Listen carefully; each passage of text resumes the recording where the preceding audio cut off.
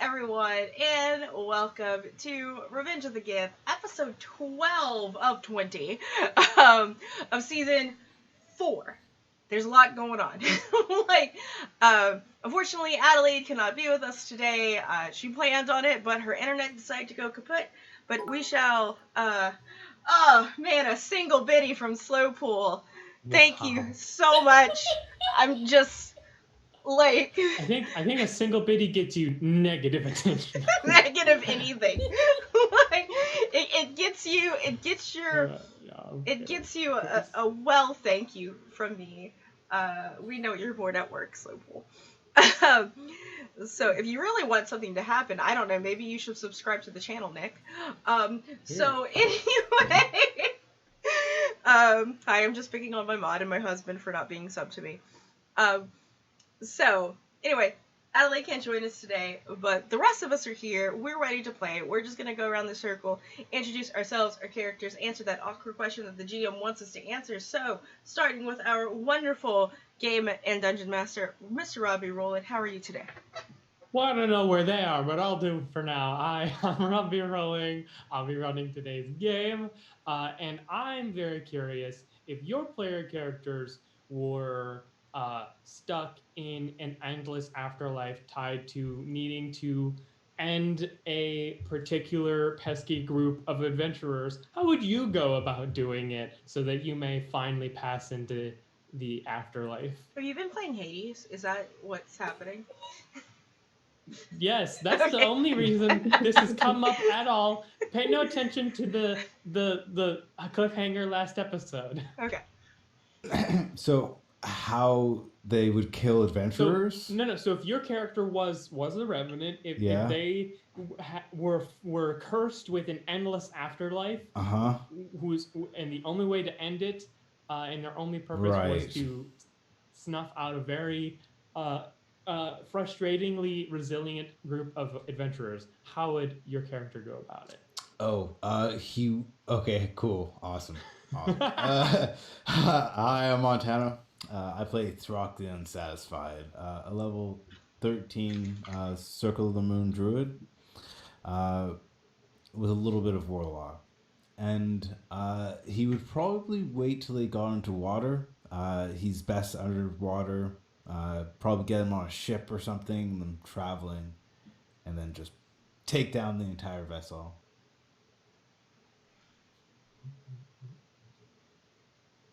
Alrighty. And let's go in a different direction. Hello, I'm Robin, and I'm playing Proserpina, the Tiefling Arcane Archer and spokes-tiefling for Fisher Price, my first alchemist set. And let's be honest, if I had to make sure that they stopped doing what they were doing, I would be so nice, hint, Rob, and help them achieve their goals so they would stop adventuring and then no longer be a thorn in the side. So I can get some sleep. But they have to die. They can't just not stop doing... They're going to die eventually. They'll die of boredom. They'll drink themselves to death. So you're not an exceptionally efficient revenant. No. Gotcha. Oh, yeah, that's me now. That's great. Fantastic. Anyway, I am Obadiah. I'll be playing Hong Luzi, the half-drow warden extraordinaire, and what Rob might perhaps find familiar, Hong Luzi is firmly of the opinion that when all said and done, you gotta hustle and get that money, and that means he's coming after them. It's fine. Like, doesn't matter if there's some setbacks. Sooner or later, they have to slow down. Or sooner or later, they have to take a break. I don't. Whenever I'm ready and good, I'm coming after them. The blade swinging, the poisons flowing every step of the way. There's a lot of dungeons to get through, and it's fine. I'll keep hitting them. They'll be done. They'll be done. Awesome. Hey, what's up? My name is Val. This is my channel. And today I bring to you Anja Desimore, our half-drow blade-singing wizard. And if she was a revenant and she had to murder some adventurers in order to not die. I mean, first of all, is living forever really that bad of a thing? Yeah, as a revenant, yes. Okay. As a revenant, imagine probably. like Meeseeks from Rick and Morty, like existence is pain. Existence like you don't want to be pain. a revenant. Well, it's not you know, it's a Anja does punishment this or a- thing where she just enjoys sucking people into black holes. So probably just a constant amount of black holing of a group of adventurers until yeah. She could also just like polymorph them into squirrels and see, and then like, so yeah, she's got she might take a few levels of sorcerer just so she can twin spell things, but she'll be good. Fair enough. Awesome. Hey. Great. And what if the audience wanted like sorcery things to just like happen, like just wild because, magic instead just of leveling randomly up? happening, like on a Ooh, D10,000 yeah, like- table. Yeah. So, hey, if you want those things to happen here, you can do it with your bits, subs, and donations. Every 100 biddies gifted to this channel will give anyone you see here a reroll, or alternatively, you could just put into a reroll pool that we could all use if you decide to give like 100 or something. I don't know, because I don't like counting. If you want to subscribe to the channel or gift subs to the channel, you can gift nat 1s or nat 20s to anyone you see here as well. And if you just want to donate straight up money, either through Streamlabs or Coffee, Nightbot will let you know those links, or exclamation point support, with the minimum of a $3 donation on Coffee, $5 on Streamlabs. You can just make stuff happen. Anything you want.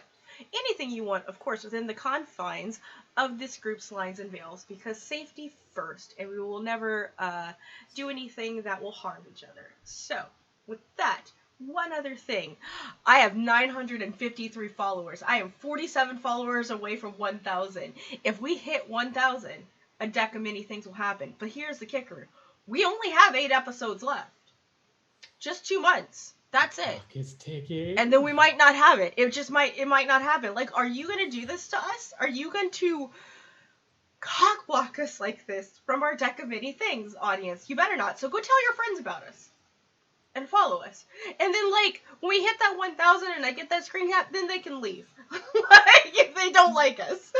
Like, you know. But likely, they can also stay. Because we're kind of amazing. Everyone here. So, that's all I got. That's my spiel. I have some high boosting tea right here for my throat. But, thus continue. Amazing. So, with that all out of the way, we are going to come back once again to the world of Oriol, which, of course, if you don't know, almost 2 years ago now, was invaded by the Githyanki, thought of as astroplanar raiders, but in fact, turned out to be an entire armada and army, putting the surface of the plane over under martial law and turning the entire Underdark into a war zone that they, as the party has found out, have been systematically just destroying in search of a Nautilus, one of the very few remaining very powerful illithid artifact capable of maybe even more than interplanar travel, unclear. A very powerful magical vessel at the very least. The party is now, to their knowledge, right outside of that Nautilid, in fact, getting ready to retrieve it, not for the Githyanki, as they have been tasked by Vlakith, their arch-lich queen, but in fact the patron of one Bliss, a tiefling courtesan rogue bard, whose illithid patron has some plans for this vessel, most of which include keeping it far away as possible from Vlakith and the Githyanki.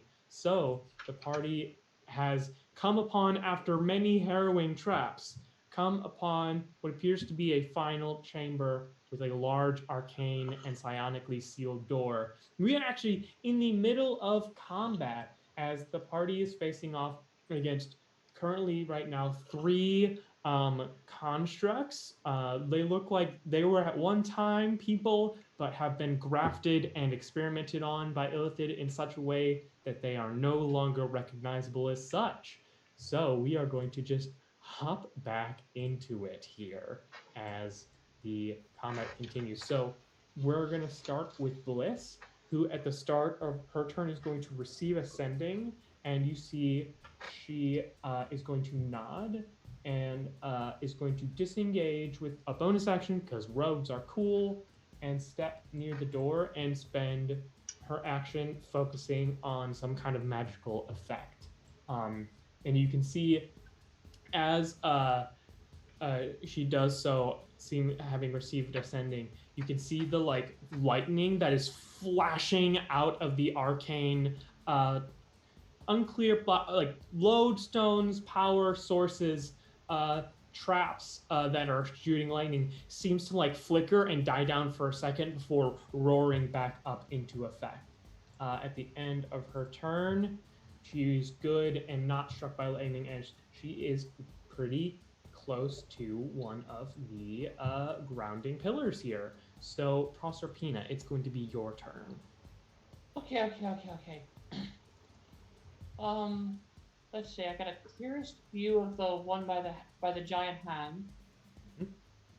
So that's where we're gonna start. Great. Sharp. You know the drill. You got it. Make me 3 attacks. Natural 20, 13, and 17. So natural 20 will definitely do it for 21 points of damage. The 13 will not quite do it. However, the 17 will not only do it, but is in fact actually enough to... 13 exactly does it. So those first 2 are actually enough to wipe this construct out. As you, please describe how you just nuke down this one, and then I will say you can tell me which of the other 2 you want to deal that 15 points of damage to. Okay. I peek out from behind the rubble and around the earth elemental version of Throck, and just oh that's big. That's bigger than me. Okay. Oh, there's some seams. And I go for the seam on the chest to open it up with the critical pulse of flesh back as it goes through, and then right through to the heart. Then I just pivot slightly, and the one that's next to Anja gets the third. Amazing. As you see, Proserpina fires this arrow, and it very much does hit this like seam that is not only like stitched shut, but you can see like looks like exterior bones are kind of growing over the stitching as well, but is shattered by the impact of the arcane arrow loosed by Proserpina, and as it does, just like unravels and collapses onto the ground, and the third arrow flies true and slams into the one near Anja. So that's your action, movement, and bonus, or no, not bonus action. So your bonus action movement if you would like to do anything there. Bonus action, I'm gonna use second wind. Okay, great. That's 1d10. How many fire levels I have? Should have 12. 12. Yeah, 12 fighter levels. We're part alpha, so we're not all fighter. Yeah. So D10 plus 12 hit points back, not bad for a bonus action. No. All right, not bad. As you kind of take a moment to recoup yourself, and then do you want to stick where you're at, or do you want to move around at all? I'm gonna stay where I am. All right. Great. So just give me a quick D20 roll here to see if you get struck by lightning. But in the meantime, Honghuzi, what are you doing? I'm going to... You're good, because you're pretty far away here. No dos tres. Mm-hmm. Flip around a little bit. Forward just a bit more so I've got a clear line of sight. All right. And then take a couple of shots at that construct left menacing Anja. I think only one hits for 12. Yes, one of those will hit. Now, that is a magical weapon, so that is good to know. As much less effectively than Proserpina, Honghuzi pulled out the twin dragon bow of the 2 you found, and you are able to loose out 2 shots and hit once for a decent amount of damage. Go ahead and roll me a d20 for lightning, and then is there any other like bonus actiony things you want to do? There are not. Okay. 9 is your good for now. Did you I believe you rallied though, right? Have you taken damage? You Not did. since the last Oh, rally. I've still got some. That's right. All right. So you still got your current rally, but no rally yet. All right, great. So Throck, or should I say Rock? You are muted. Yes. I would like to just travel all the way to that one creature with Anja.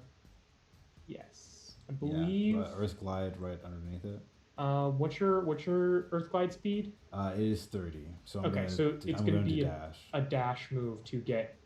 You can put yourself kind of whatever orientation you want around it, but I kind of just want to get right beside Anja. Okay. I mean, I will say because you're an Earth Elemental, yeah, you could go into like the wall a little bit here if you want to be like there. Just kind of, you should be able to move the. Can you move the Earth Elemental token? I can. Oh. But that's where I want to be, right there. Perfect. I figured right by the other both of them here. No problem. Great. Alrighty. So go ahead and roll me a d20 here, Rock. That's fine. Mm-hmm.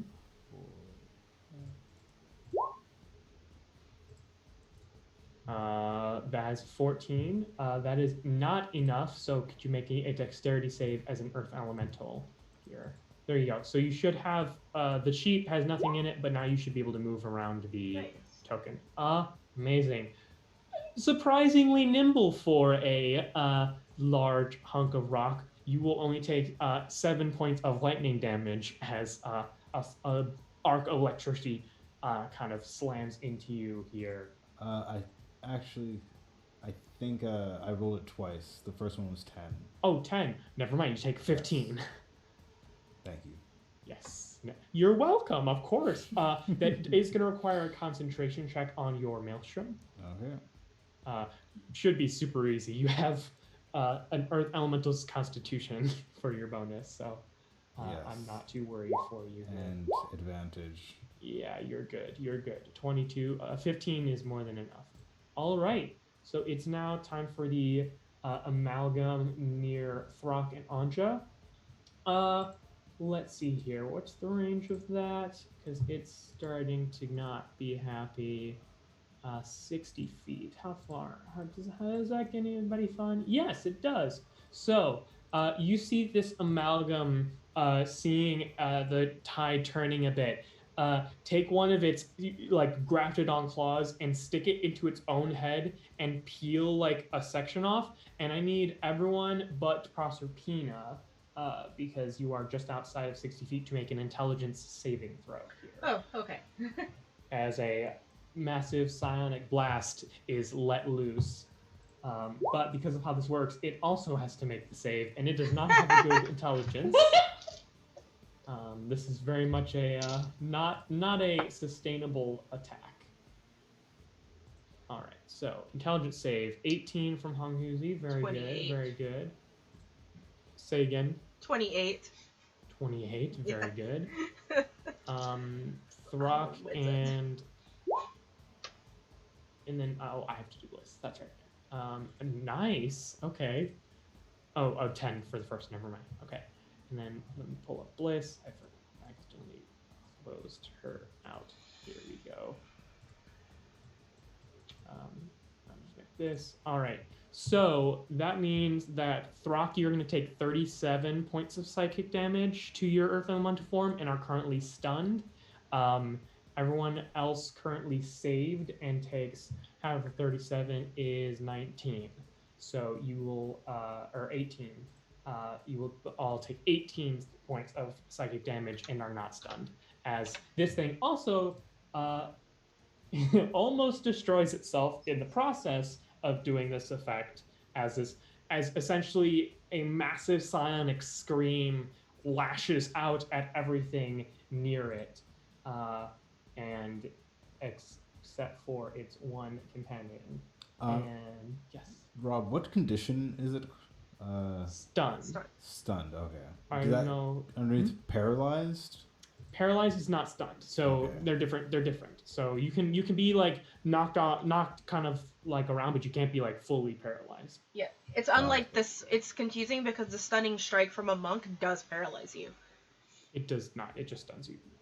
Yeah, Unless but you're not actually have able a to certain like effect. make any actions if you're stunned. Right. If you're a stunning strike. That's the stun condition. Oh, okay. Yeah, the stun condition is that you can take no actions and attack rolls have advantage against you, essentially. Gotcha. Okay. And then a paralyze has a pretty much the same effect, but is a different flavor of it. Okay. So, Andre. Cool. So which is the one that just opened its face out? Is this one? The bottom one here. The bottom one? That one is extremely injured and nearly destroyed itself in the process. The other one looks fairly uninjured. So. Okay, I will do my first attack at the one that just psychic screamed at us. Yes, please. Okay. Woof. That will be a... Just looking at my thing. Not the worst. A 14? 14 will hit. Okay. Because these things are not well armored. Yeah. They were made to take damage, not avoid it. Okay. That will be a total of 8 piercing, magical. Damage. Great. Yep. Very good. Yeah, and just checking. I lied. It'll be plus 9. It's 9 because of the plus 1 to the rapier. Okay. Yeah. Great. So 9 points of damage. Is it still up? Great.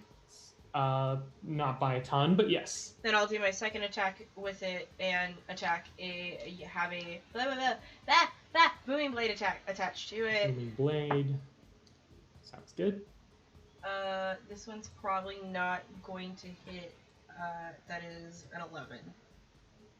11 does not quite hit, unfortunately. Okay. However, you still have a bonus action and an arcane hand. I do. The arcane hand is gonna go after the one that's less injured, though, so it's gonna do Sounds its good. thing.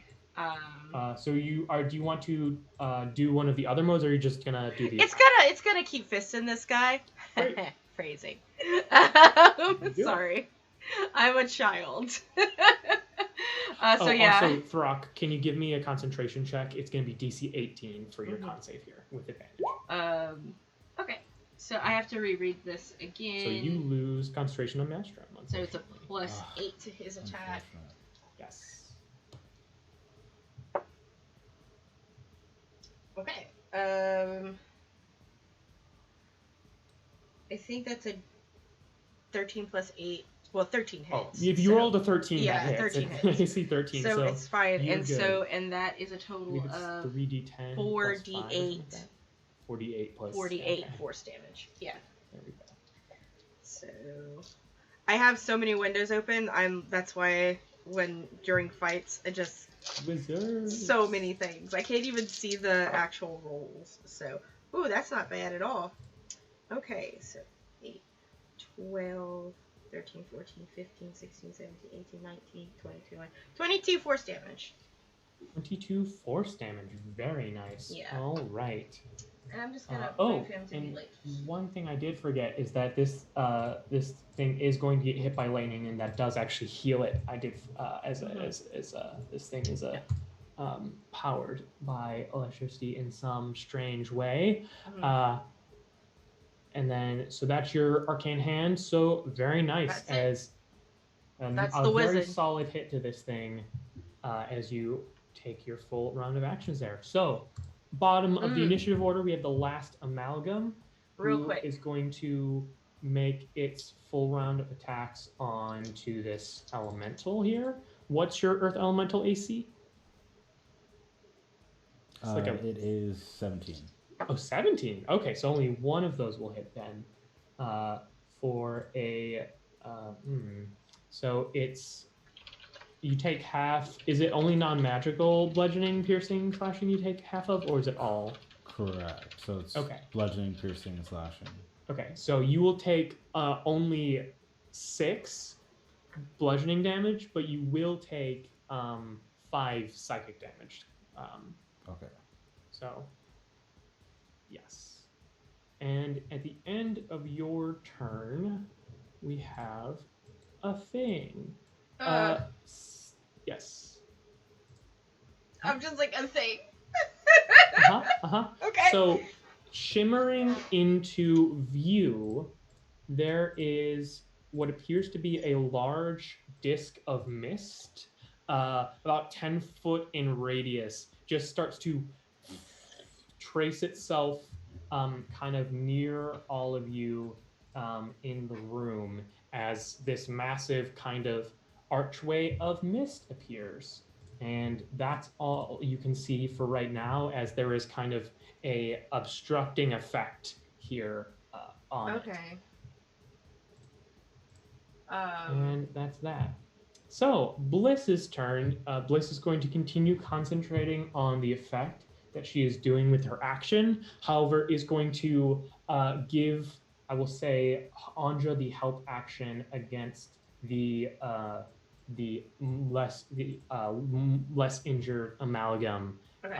Kind of like shouting out some compliments and advice with her mastermind bonus action, because Cool. she can do that even while working on a very important roll. So now that it is the second roll, I'm going to be making spellcasting ability checks for Bliss. She has a +9. It starts DC 25. So on a 16 or higher, she will succeed at what she is doing. Every subsequent round, the DC will go down. So I'm going to roll this in front of the board. 16 or higher, and something good happens.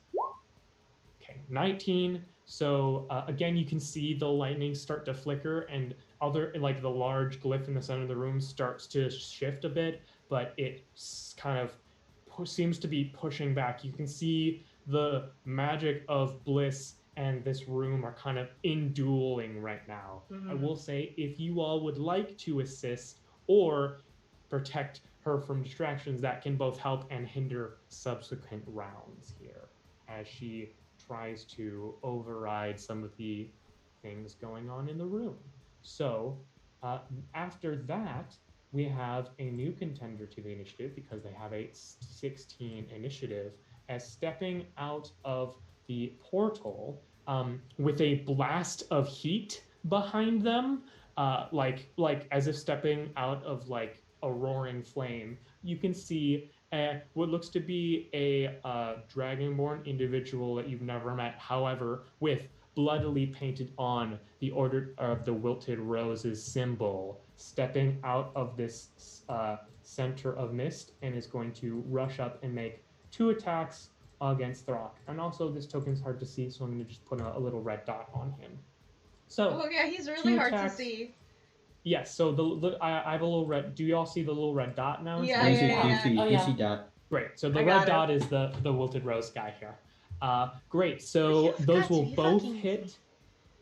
Those will both hit an 18 AC. Luckily, of course, Throck, you are shape-shifted, so you're not going to actually take necessarily all this damage. So you, I know that really is a comfort, right? So you will take 14, 18. So you take 11 slashing damage from the sword. That's already halved. And then you will take, yes. Oh, actually, sorry. It's actually extra bludgeoning damage. It's not psychic damage for these folks. So you will take an additional, so you'll take 22 bludgeoning damage total from those 2 swipes, as this undead member of the Wilted Rose rushes out of this portal and strikes at you all. I will say, currently it looks as the mode of the spell means so that the heat that wherever they're coming from is not following them. However, if it were, this room's going to heat up very quickly. I will just point out. Also, they get struck by lightning a little, so that's helpful for you all. They take 13 lightning damage, so fun for you. All right, Proserpina. Okay. Okay. Anja means more to me than these fuckers, so I'm gonna go after the one who's attacking Anja. Ah! Sounds good. Sharpshoot, first shot. Let's see how this goes. 16 on the amalgam, or Yep, the amalgam. which one? The more damaged one? The one who's right next to Anja. Yes, Yes. that will hit. They look so close to destruction, almost as if you have. I could count on one hand the amount of hit points it currently has remaining. Well, lather, rinse, repeat. Sounds good. Second attack. That will finally take care of that amalgam as it is once again summarily executed via bow here. Okay, Bye. third attack. On the Now last we're going amalgam for- or Nope. the wilted rose? I think the hand's got the amalgam, so let's go for the wilted rose. Sounds good. Then make an attack. Okay, same as always. You know the routine. Sure. Nope. A 12 will not do it, especially as you see the individual this person seems to be occupying right now is fully armed and armored in like kind of knightly raiments. So seems like. Oh, bonus action. Yep. There we go. I was Redirect the waiting. amalgam. There you go. Make a second attack. Nope. An 11 won't quite do it, unfortunately. As you try and bend your arrow through the arcane paths, but it unfortunately does not quite get there. Go ahead and just give me a d20 for that good Alrighty. lightning here, and I will get another thing on the board as we go here. Yep, 9 is still plenty. And stepping out of the arcane gate now, you can see, unlike again the other revenants here, you can see this individual, the Cardinal Resta, while they are occupying what looks to be another Dragonborn, there's a strange effect where almost as if like their power personality is strong enough that they look like a Dragonborn version of Cardinal Resta. Like their face looks like it's somehow like reformed and reshaped to the point that they look like the Cardinal Resta. I will, again, this token's a little easier to see because it has a white background, but I will put them as the purple dot here. It's going to step out of the arcane gate and let's see here. It's concentrating on that. So I think the move for now is going to be taking some moves back away from, is going to take some moves down and get in cover from Proserpina, although she does have sharpshooter, but is still tactically sound. And is, I think, for now going to just throw, it would be 4 Eldritch Blasts over at Proserpina's way. So, miss. What's your AC nowadays? 15. Okay, so 2 hits. So you will take 22 force damage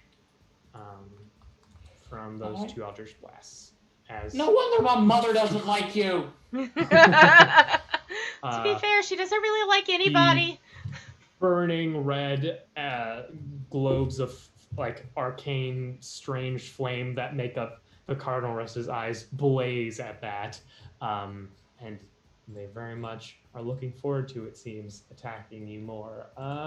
They also get hit by lightning for 11 points of lightning damage because they are wearing metal armor as well. So, Hong Huzi. Things have changed since your last initiative. Luckily for somebody, he is actually inside of my range of movement, so Yeah. I'm just gonna rush him, Fair and let's swing away. Let's see how this goes. Okay. 18 to hit. 18 would hit. Is going to use his reaction to I forget what's, I think it's Duelist or Posture or something. He will add to his AC against that attack, and it will miss. Okay, and let's Let's That is his also reaction. rev this sword real quick. Yep. And then do it again. 23 Hello. will hit, though, because that's only against the one attack. So for 34 points of damage, very, very good, as you slam your... I mean, at this point, this greatsword's been with you through thick and thin. It is doing work as a massive hit onto the Cardinal Resta.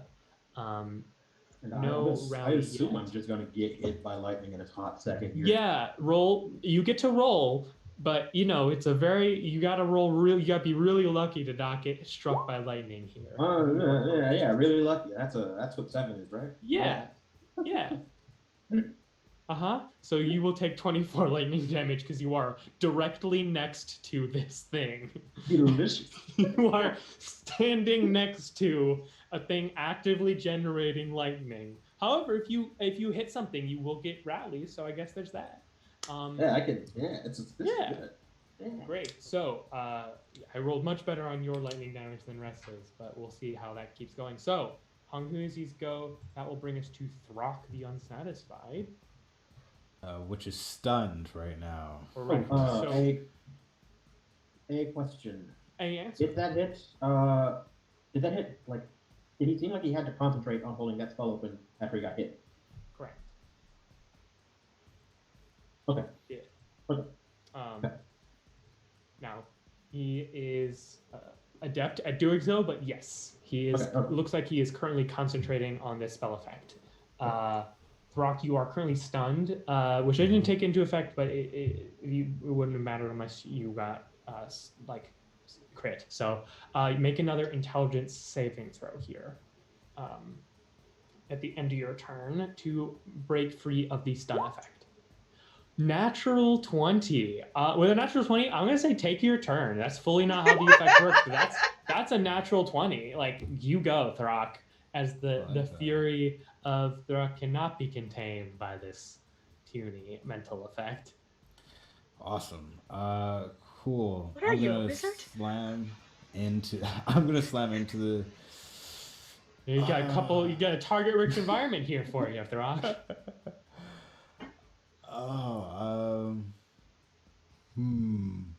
He look down, probably see the knight and be like, these things are probably going to be more dangerous. So he's going to attack one of the wilted rows. Okay, the one near you, you got it. Yeah. Make your 2 attacks. 20 will hit for 21 damage. What a beast. All right, so that'd be 34 points of damage total from this one round. I forget sometimes how powerful earth elementals really are. The ability to turn around at will is pretty good, it turns out. As you just slam this thing, you see the armor and scales of this Revenant's form denting and buckling under the weight and force behind your form here. Awesome. Nasty.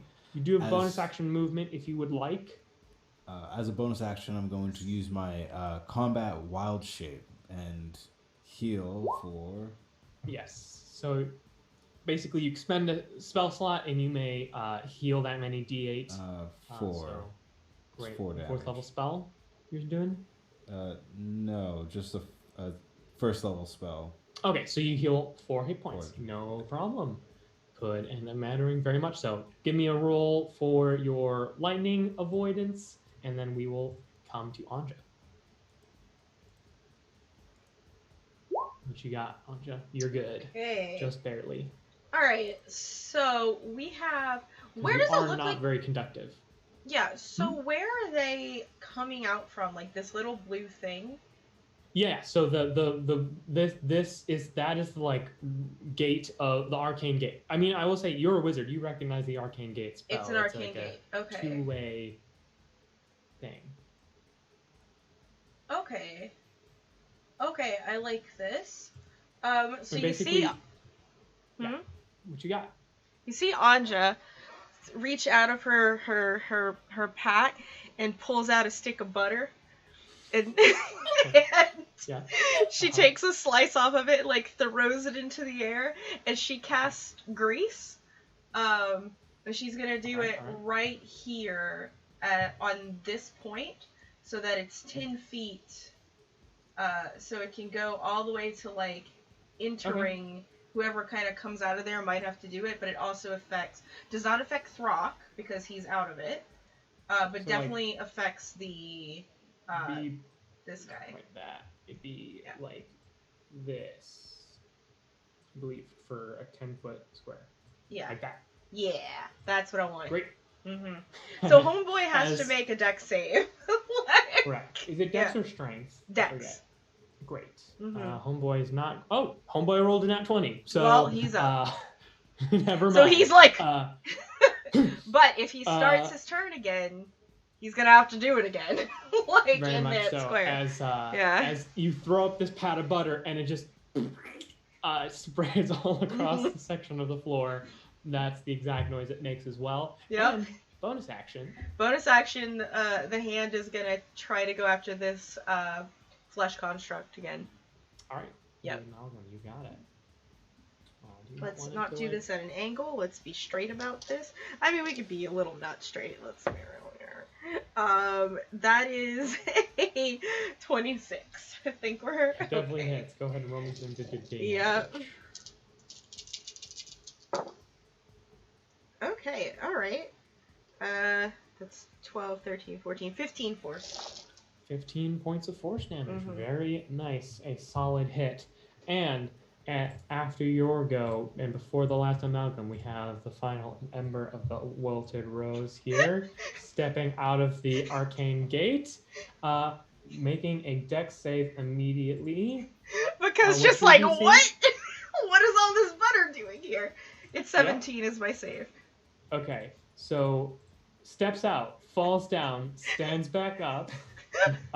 That's 20 feet of their move, so then they can only move 10 feet. So they will move 5, 10, and then will action dash up to. Actually, no, they don't care about Bliss. Bliss is not their quarry or their charge. Yeah. So they honestly, as much as Bliss is amazing, they don't really care that she's hanging out right now. So he's gonna dash as close as they can to Anja, because that's with the grease butter as it is the closest they can get here. And are going to get struck by lightning for 12 points of damage at the end of their go.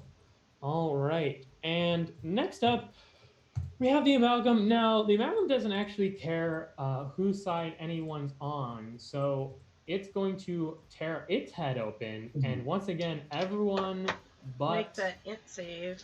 Proserpina is going to make that intelligence saving throw, including enemies here, I will say. Okay, so one of the one in the grease fails, but the other two succeed for the Wilted Rose here. So the one standing in the grease is now stunned and very heavily injured, I will say. I'll kind of put this over there so I remember they're stunned.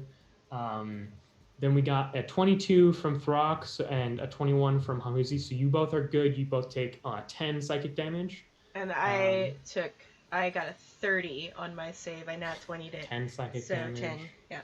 My first nat 20 of the day. Bliss barely succeeds, so we'll only take the 10 psychic damage. And that's that. All right. And how did it do against its own effect? Okay, great. So 10 psychic damage being spread all around and only managing to stun an enemy, which worked out in your favor this time. So, because that could have been nasty. All right. Okay. So that's the Amalgam's go. It's going to get struck by lightning, and which heals it a bit here, keeping it actually means it has a net gain for its total hit points this turn. So Bliss's go, so still has a +9 at this point, is looking still for a 13 or higher now on a d20 with her plus 9. That is a 14. As Bliss continues to concentrate on this effect, you can see that the electricity in the room begins to arc only to the center platform. Bliss will kind of yell out, "Darlings, if you could get that other one unburied or in the air somehow, we can make something very fun happen." And will bonus action inspire, I will say, Honghuzi, darling, you can get that done, I'm sure. You're right there. And you will have your, I believe it's a D8 inspiration nowadays for the wonderful Bliss. I'm so sorry, that's the best Bliss voice I think I can do. Oh, it's pretty good. Like we'll clip it, we'll send it to Adelaide, and she can critique you. Yeah, perfect. Thank you so much. That'll be Bliss's go. It's now the Wilted Rose member who is stunned, and is going to try and unstun themselves. They do fail on their lightning check, so they will take 15 points of damage and almost be struck down by the... Oh, actually, no. They don't take lightning damage now, because that's no longer a thing. So, they are just unstunned, but... Do they fall? They do fall prone. So they are unstunned, but prone in the grease. In all of this butter. And that is their go for now. Just give a nudge to Throck. He's gonna taste real good when we're done with him. Like... And does begin to regenerate, of course, as they are wont to do. Alrighty, so it is now Proserpina, your go. Okay, this is probably going to be really bad for me, but we're going to do this. I'm going to take my movement to right here. I think this is 30 feet. Mm-hmm. And then I can just hit the 30 feet. I'm going to use my last formula slot to throw a firebomb at Cardinal Resta. All right, so that's a dexterity saving throw, if I'm not mistaken. Everything in 15 feet. So, Kuzi, please be as limber as you are at night. So that's going to be Huzi, the prone member, Throck, the Amalgam, and of course Huzi. So go ahead and make dexterity saves, all of you. So the prone member fails, which might not be a shock, as does the Amalgam, and does Throck. I don't know what your alchemist save DC is, so I don't know if a 15 beats it. Give me a second. No, it's not very high. Yeah. Not yet. We're working on it. 13. No, wait, that's for my grasping herbs. That's wisdom. This one's intelligence based. So it'll be 5, 12. 6, 14. Oh, 14. Okay. Because you get your proficiency bonus. Great. So that will succeed. So go ahead and roll damage. So only Throck and the enemies take full damage then. Oh wait, I didn't roll for Resta. Hold up. Resta succeeds. But all right, 22 fire damage, which you all have noticed the Amalgams particularly despise. Really don't seem to do well with fire damage. The Revenant also, that's prone on the ground, even with its regeneration, looks like it is on Re-Death's door, and Resta will take half of that. And of course, Throck, you take 22, and Honghuzi, you take 11 fire damage, respectively. As what does your firebomb look like? This is the first time we've seen the offensive alchemy. I'm grabbing my kit. Just grabbing a few things. Okay. I just said fat guano for fire, something like that. A little bit of sulfur. Okay, here we go. Fire in the hole. I throw this. It's a sort of a stained glass looking with reds and orange vial. I just throw that shatters into a. She's also dropping it in the butter. You know what? I'm gonna say that makes it deal enough extra damage that Revenant is gone because it had 3 hit points left. As the butter, I mean, It smells actually kind of nice now. The like sulfurous Bagano smell instead has that like kind of like cooking butter, like almost like someone using a lot of Pam in their cooking scent to it. It's a there with the like crackling electricity, the musty cave and all. It's a very weird smell in this cavern right now. Not gonna lie. It's very strange. Dragonborn delicious. Amazing. And the So, Dragonborn tastes like chicken, Frog. I mean, if any of y'all ever had gator, I'm just saying. Like, Yeah, exactly. so that's gonna be your action. Very nice, very effective. Bonus action move. You moved a bit. Any bonus moved. action? No.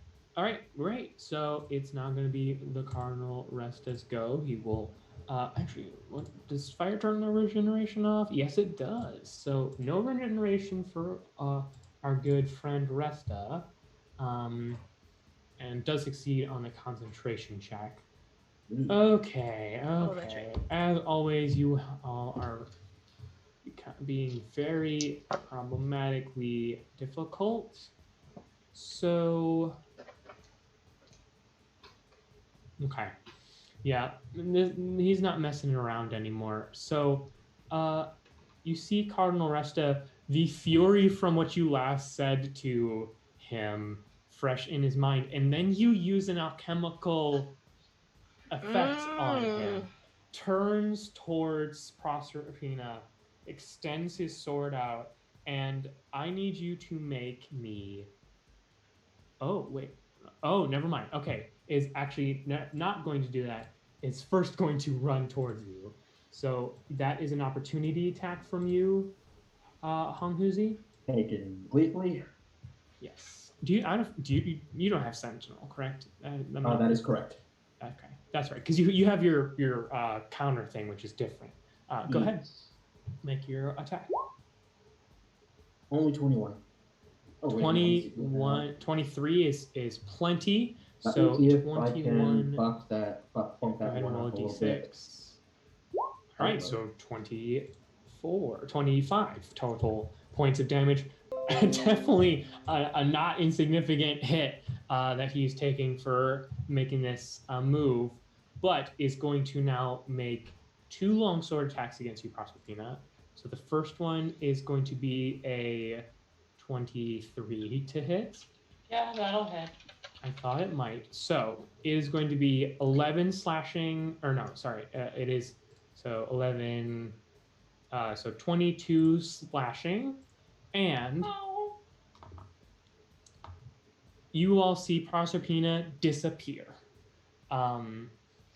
As you just disappear like that. Was he casting a spell? Nope. This Okay. is not a spell, unfortunately. Gotcha. And then so Proserpina is currently gone, and then second attack. I guess I Robbie didn't plan that out very well. We'll just eat it on the second attack, and no more lightning. So we'll just kind of stand there waiting for the counterattack he is sure Honghuzi is going to do here. So Honghuzi. Right? Oh, great, you old dog. Bring her back, and I'll make it quick. Just gives you a undead smile. Wonderful. And rather than the sword, I'm going to reach hand up to slap him across the mouth, and I'm going to see if I can't get him with vampiric touch. Amazing, with your bracers. This is our first time with the bracers. I'm so excited. Go ahead and make that will hit. Oh. So that is 8 points of damage, which you will also heal, of course. Mm-hmm. So, and you will rally. So, But luckily, I did that when he ran past me. yes. Sausage it. Very, very nice. However, as a reaction, is going to cast Hellish Rebuke on you. As a reaction, I am going to say So go ahead and make your attack. as a reaction. A 9 unfortunately will not do it. A solid attempt, but now I need a dexterity saving throw from you, and I need to check because if I remember right, Hellish Rebuke scale is rough. Mhm. It is Most cantrips do. Well, luckily I know for this. Maybe I'll live. Maybe I'll live.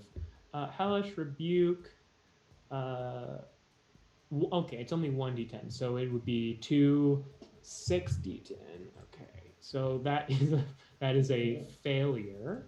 So you will take 30 points of fire damage as you extend out with these lull touched bracers and sap the life force, even rallying off of that, and then immediately that vitality is struck back away as you are ignited in a massive gout of rebuking flame.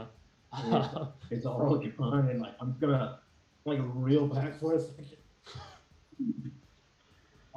and I'll technically actually steal my turn. So I'm gonna ignite the sword with a bonus action, and like I snap it against the ground. Oh, Sounds good. that's amazing. Amazing. Frock, it'll be your go now. All right. Throck's gonna make some more attacks on the creature that keeps stunning people. Yep. So the amalgam, you got it. Yep. Ooh, natural one will not quite do it, but you get a second attack. 26 will definitely do it. And I was about to ask, but no, your attacks do count as magical because you're a Circle of the Moon Druid, and means your wild shape's super cool. As you are not able to quite get it. These things are not spry, but you are also like a 10-foot tall rock, so it is possible for things to evade you, but you were able to slam into this construct with your second swipe. Any other bonus action movement things you want to do? Repositioning yourself or anything? I'm going to spend a 3rd level spell and heal yourself 3d8. Great, nice. As you regenerate some of your wounds, Anja. Okay. First things first. You're the realist. I am going to upcast to 4th level Scorching Ray. Okay. How are you splitting up those? Yeah, you create 3 rays. 5. 5. Yeah. So I'm gonna have 2 on this guy. Hold up. 2 on this guy. Okay. 1 on this guy. 2 on Rusta. Okay, great. So you just tell me which order you're doing them in. Yeah, let's do the first Revenant. Do you want to just do left to right? So Revenant. Yep, Amalgam, Revenant. Resta? Yep, great. That's what I was thinking. All right, so first Revenant is big woof, a 12. 12 misses. Okay, then we're gonna do the construct, and I'm just rolling 2 dice, so I'm not doing them twice. Please. Both will hit 17, 11 plus 9. Great. So. And then the Resta. The Resta, and then I'll just do the damage. And then with Resta, the first one is an 18. Hits exactly. All right, and the second one is and the second one's a 19. So. Great. So 46 damage to both the Amalgam and Resta. Yeah. 46. So here's the first on the Amalgam. All right. Bam. All right. Cool. Ooh, nice. 22.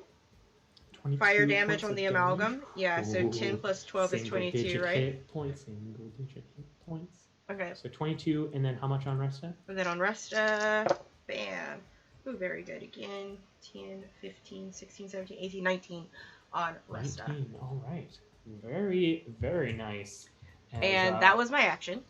Yes, it is. And then for my bonus action, I'm hopefully going to try and finish off this Amalgam with punching him. Just like kind of. If you hit, it will kill it. So you just need to hit. Cool. I just need to hit it. Mm-hmm. Oh yeah, 17 plus 8. I hit it. Bam. Okay. As it had 4 hit points remaining after all of that fire damage. And would I still be able to move him now, or am I gonna like have to wait to move him? I'll say you can move it. Sure. Okay, I'm just gonna move it so that it could get in position to start moving this pile of rubble. Okay, great. Like, No you problem. know, as Bliss has instructed. I just wanted to make sure we were a little less we No had some problem. room. Cool. Sounds There's it. great. That's my turn.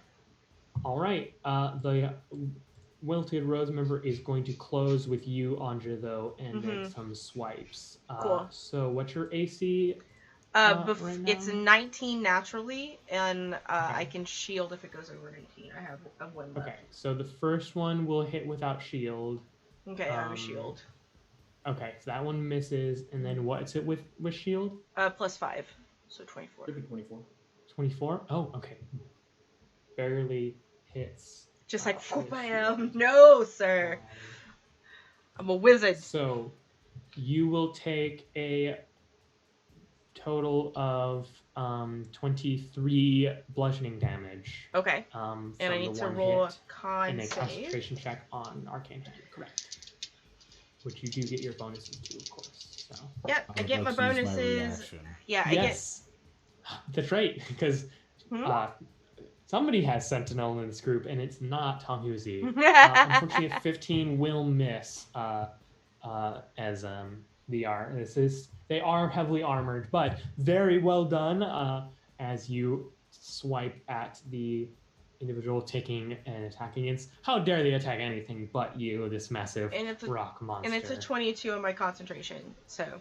Awesome. So you are more than fine. Yeah. Just took a bit of a brunt of damage. So 23, you said? Injured. 23, correct. Okay. All right. So Bliss, currently without the other device uncovered, cannot succeed on this check. So we'll just pass. I will roll for a nat 20. No nat 20. So it's just going to have to wait for subsequent rounds in order for things to succeed. I will say Throck is going to give you advantage on your next attack. You are to give the bundle of smashing it. I don't think Bliss would actually say that. So that's not canon. That's what Rob says to Throck. But yes, we'll bonus action give you advantage on your next attack. Throck here. So Proserpina, as you got hit by Cardinal Resta, disappeared. And all of a sudden, you're no longer standing in this cavern, but are hurtling through what feels like a vast expanse. As you are doing so, you can feel heat and flame, and all of a sudden it feels like you pass through a boundary, and you are in a massive unending sea of flame. But as you look, it's not actually flame. You can see what looks to be almost imagine ghosts of figures writhing in agony in the shape and color of flame in a sea all beneath you. So it's just a sea of writhing people in the shape of flame. And you can see rising out of the sea, you can see this massive, towering, almost strange citadel overlooking this all. And as you are hurtling through, and you can feel the heat of the suffering, this is not a physical heat, but a heat in your soul flying through this place. You can feel a presence, a very powerful, very evil presence in that citadel notice you. You hear resounding through this place just a kind of bemused, interesting. And before you can hear a movement from this massive place, and just see something you see a massive hand clamber out as something is seemingly pulling itself out of the top of this massive citadel tower, and you just see two massive horns take a large ram horn and twist it in a way that could best skewer a village. And that's kind of the scale and vibe of Horn we're looking at. But before you can see this thing's face rise up out of the citadel, you slam right back into the material at the end of your turn. And doing so, you are going to take, because you are not a fiend, yes, this is gonna be a little nasty. You take 61 points of psychic damage as you return back to your space at the end of your turn. And I'm unconscious. As you all see Proserpina slam back into the ground unconscious, you see there are emblazoned on her chest right now 2 fiery visages of like goat horns. And that's going to be Proserpina's turn, unfortunately. So it's Cardinal Resta's turn. Turns to you. I returned her just as you asked. And let me just look up one quick thing here before we get going. It's this Resta knows what he is about and is not going to let an opportunity slide. Is going to make 2 attacks against Proserpina, so they have advantage. Yes. You have 2 nat 1s. I think we should at least spend one of them on this. Okay. So if you spend 1 nat 1, that will be 1 failed attack. Yeah. The second one. I'm gonna let everyone. I'm gonna let Proserpina call it, or someone else call it. One thing I'll note, since she's incapacitated right now, if he hits, he crits. Yeah, and it'll be 2 penalties. He's used smites before. Say again. You've used smites before. That would not affect the. It's just the hit. So she can't die now.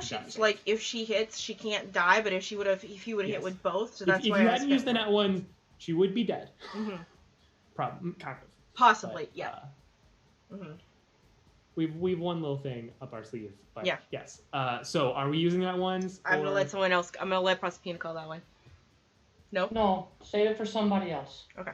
Stabs down into the unconscious form of Proserpina. You take 2 failed death saves as she begins bleeding out onto the ground, almost dead.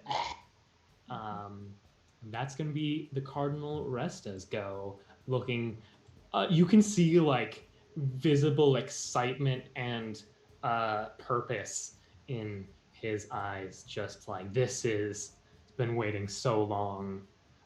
Lizzie, you got something to say about all this? Listen, we're going to, and I'll switch to Elvin, and like, I was going to treat you like a gentleman, but one question. Going to need to clean this up.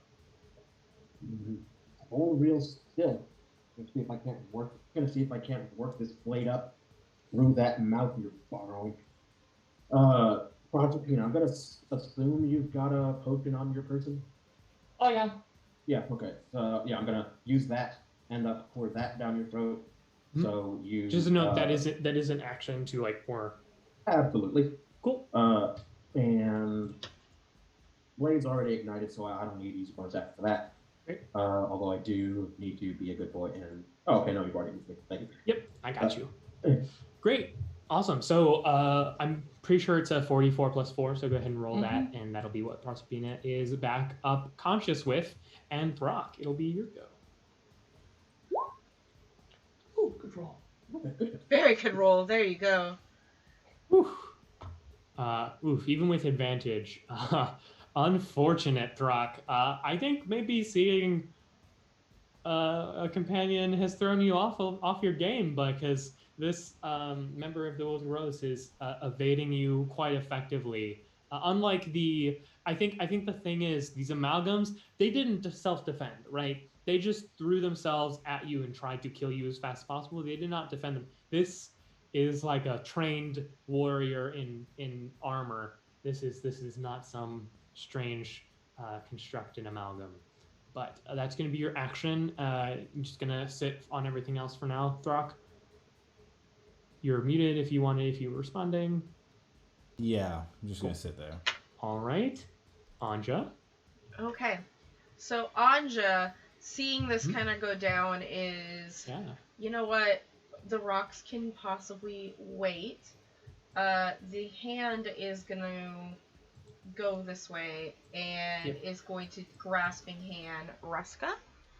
Okay. So I believe that's an opposed check. Yeah. It's opposed strength. Okay. So I got a 15. A 15? Okay, let me just read real quick. Make a check by the hand strength, contested by the strength athletics check on the target. So it's your athletics. So it's gonna be a 19 then. If the target is medium or smaller, you have advantage on the check. Great. So you got to be a 19 with a 19. All right, I have a +8. Great. So we need an 11 or better on one. A 17 and a 15. Great. So I believe they are grapple and restrained. And they take damage. And they take damage. Yep, they take d6s. 2d6 plus your spellcasting ability modifier. I believe that's 2d6 plus 4. For me? Yes. Yeah. I thought it would be like 9. Oh, the modifier. That's right. Ability. Yeah. Modifier. Yeah. Plus 4. Oh, very nice. So that's a total of 12 bludgeoning, I think. All right. Very nice. And they're now restrained. Very, very useful. I will say the Cardinal Master is looking quite injured. Mm-hmm. You all have laid quite a bit of damage and effects onto him. But, of course, is propelled until he is gone to do this. So and that is my bonus action. So we're going to, at second level, Scorching Ray Resta. I'm not too worried about the guy in my thing. So that's going to be 4 attacks with advantage because he is restrained. It's going to be 3 because level 2 is where it's at. Oh, level 2, sorry. Yeah, I in my head mixed up. So 3, but with advantage because of restraint. That's right. All right, so here's the first one. 17 plus 9. Second one is a nat 20, so keep that in mind. Nice. So we're at 66 damage so far. And then 17 plus 9. So. Okay. Yeah. So 8d6 fire damage, please. Just did a fireball. Right. Of damage. 2, 4, 8. You said Not right. Bad at all. All right. Here we go. So much dice. Can't even hold. Where am I gonna hold all of this dice? I can't hold all these dice. I can't hold all of these dice. Okay, let's count. Lord. Okay, by 10. So that's 10. Also, you'll be happy to know that the arcane gate is closed, which means that he can't make the volcanic heat affect you all into do bad things. 26 fire on him.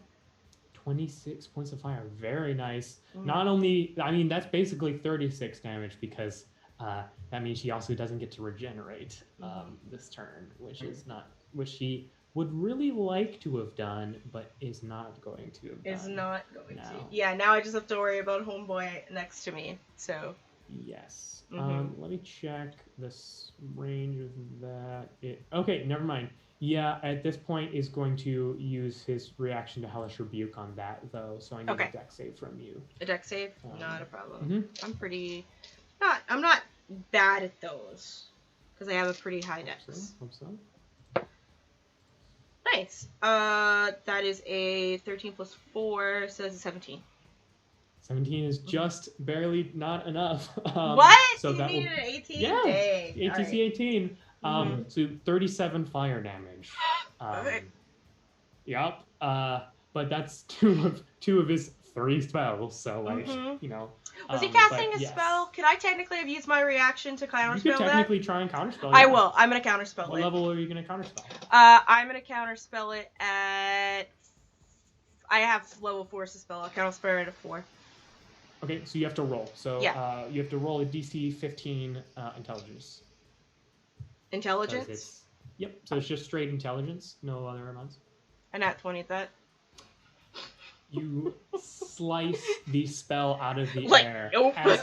As the gouts of arcane flame slam into him, you see he tries to grab it and then sling it back, and you just like make that blow up in his face, and he is unfortunately unable to do that to you, as he would really like to get all this spell casting out of the picture here. Speaking of, the last other Wilted Rose member is going to do the same verse. Second is the first. So we'll hit you because you can't reaction shield. Yeah. But we'll miss the second attack with Okay. a like 16. So that will be 18 slashing damage. Okay. I rolled so bad for my damage. It just was so bad. Yes, so that's going to be 4, 5, 6, that 7, 8, and a con check. Concentration. Yes, concentration check. It's just a DC 10, so you're and I have advantage because Warcaster. Yeah, and I believe you also add your intelligence because you're blade singing. So like. Yep, yeah. I'm good. It's You 11 plus 6, so yeah, I'm good. And Yeah. my And your good reaction. sentinel, of course. Yep. Oh my god, this Ugh, Rock. I'm come so on. sorry. You are. Come on. Rock is just not The having a Rock, good you time. have natties, don't you? Hold on. No, you're empty. like, Block the unsatisfactory. Just you, like I would like to Fortnite. point out to the audience that we're actually empty on rewards for the most part. So if you want to sub, no one's gonna complain right now. I'm gonna start gifting some Almost subs like here. Throwing difficult encounters. Yeah. And then Bliss now can technically succeed. Needs an 18 or higher to succeed because the pillar is not active. It's a natural 9. But hasn't like been taking damage or been helped, so no negatives or positives in the DC there. So continues working, trying to get this effect. But at the very least, you all aren't being struck by lightning every turn. So I think you all won't complain about that. Proserpina, you are prone on the ground with like 17 hit points. I'm You gonna stand see up. right now like emblazoned horns that match what was coming out of the citadel kind of on your chest, slowly Those aren't fading mine. away. Oh, that was okay. I'm gonna stand up. I'm gonna look Rest in the eyes. You know, I was nice to the first member of your order who met me, and then you turned on me. I've done nothing to you, but you attack. You attack innocent people, and you attack people who are wounded and who are down. There's nothing good about you. I'm gonna pull out the sword that cuts through injustice. Yes! Yeah. I You don't have like doing advantage. it this way. I like a fair fight. But you want me to be a devil? Fuck you. Mama! Make them 3 attacks. And Yes. he's grappled, correct? Yes. With advantage, correct. Oh boy. Get him! Get him. Yep. So that's 47 points of damage, none of which can be resisted or reduced in any way by him. So Proserpina, how do you, wielding an artifact blade of unknown and untapped power, how do you slice down the Cardinal Resta? I know from Mama, and from all the other hunters in the village that metal armor has shoulder straps. So strap to pull it down. I just walk right up, put my hand on his cheek. This is for my mother and for me, and then run him through. As the blade, there is no resistance. It just like glides directly into the center of Resta's chest, and you see just like a growing divine glow just basically disintegrate him away in a column of light as the Cardinal Resta is just disapparated by this blade. I'm going to say, could you? No, this is what I will say. I'm going to make a saving throw for the other member of the Wilted Rose.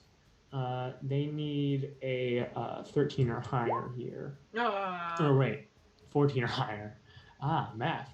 So as that happens, Proserpina, the blade continues to as it destroys Resta, it glows and does not stop glowing until you are all briefly blinded by the light. And as your vision all comes back, the other member of the Order of the Wilted Rose, having also taken that damage for the round, given the narrative positioning of this, is defeated as well, as the perfect blade for the occasion slays them both in one go. And then I slump down. I'm tired.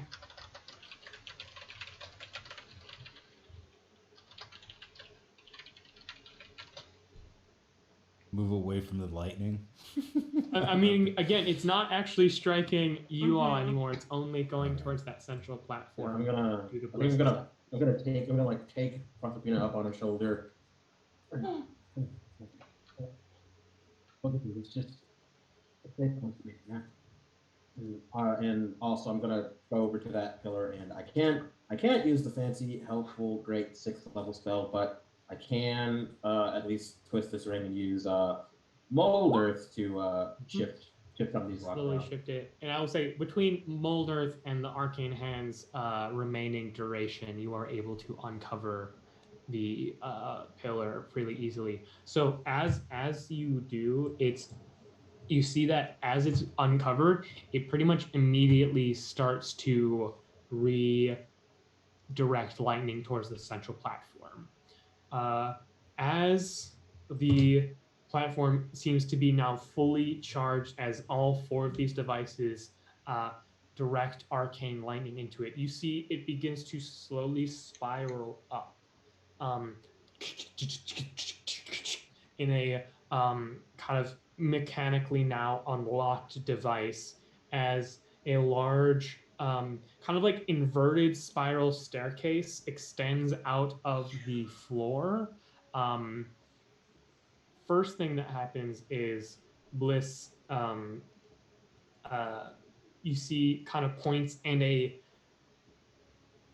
force of a psionic force powerful enough to be seen is directed away from you all and down the corridor, and you can hear the rumbling of the cavern, as Bliss will inform you that essentially that was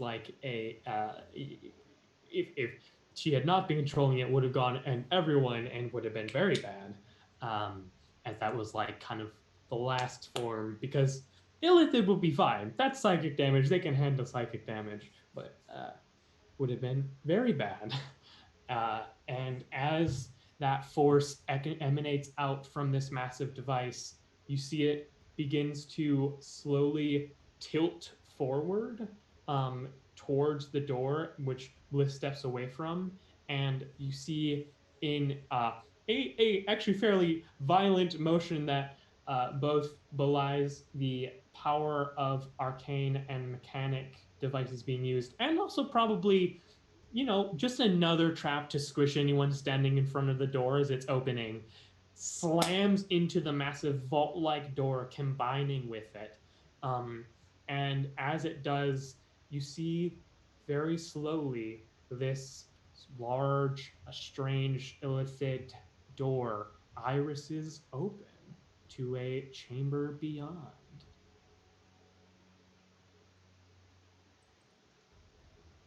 Well,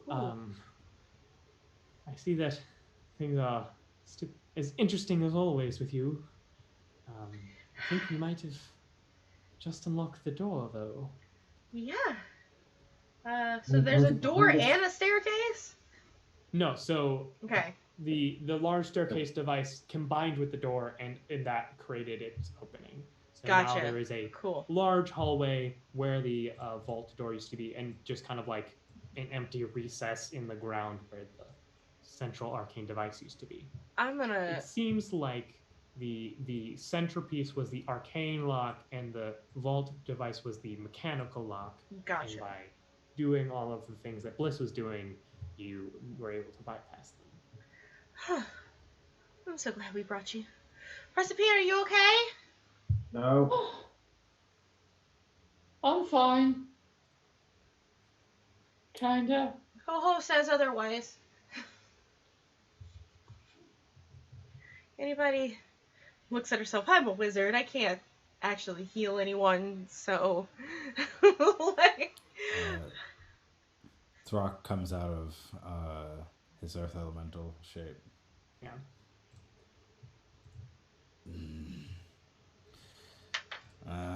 Everyone, come close.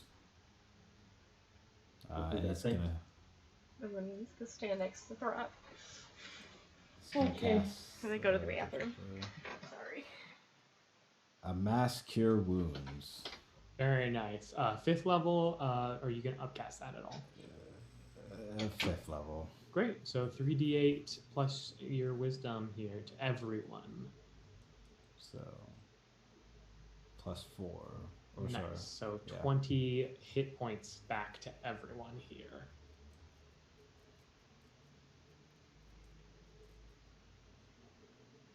As his stomach just kind of rumbles and everyone starts feeling better. Amazing. Thank you.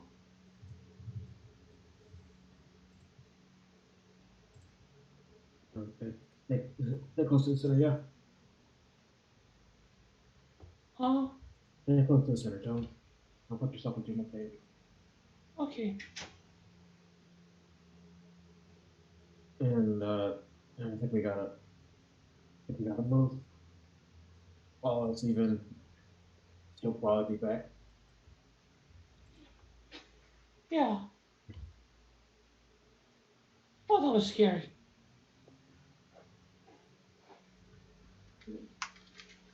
Yeah.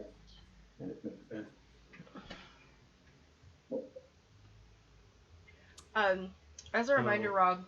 Yep. I still have True Sight on. Correct. Yeah. I think we're moving on. Yeah. So you all walk through this chamber.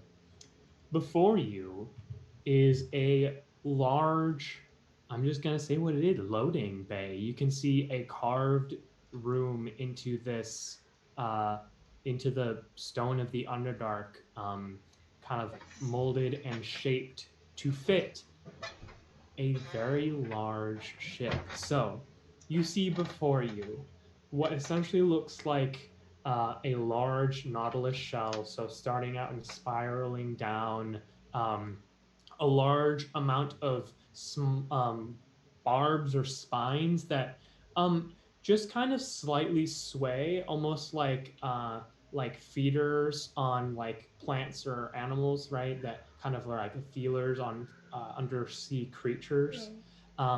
However, instead of ending in some kind of creature or nothingness, you can see coming out of the kind of nautilus shell-like hull of the vessel, you can see first a kind of strange carapace metallic-like structure. To us, it might look akin to like the like front half of like maybe some kind of submarine, right? Like this strange kind of carapace-like portion of hull coming out of the nautilus shell, and then below it, taking up the bottom half of where the submarine would be, are these long tendrils, just these kind of like kraken-like tentacles extending out from the shell with these kind of large barbed feelers. You can see they are kind of like lackadaisically like moving through the air, like just sensing or waiting for something. This entire device is the nautiloid is huge. it probably, for a sense of scale here, right? Take like a large ship, right? Like a nautical ship, and you could probably fit one in the shell of this, and then you could fit like just the hull of another one in the what's coming out of the shell. It is a massive. I mean, well, Bliss's patron wants to make a colony on one. And it looks like you very much could make a small colony of individuals.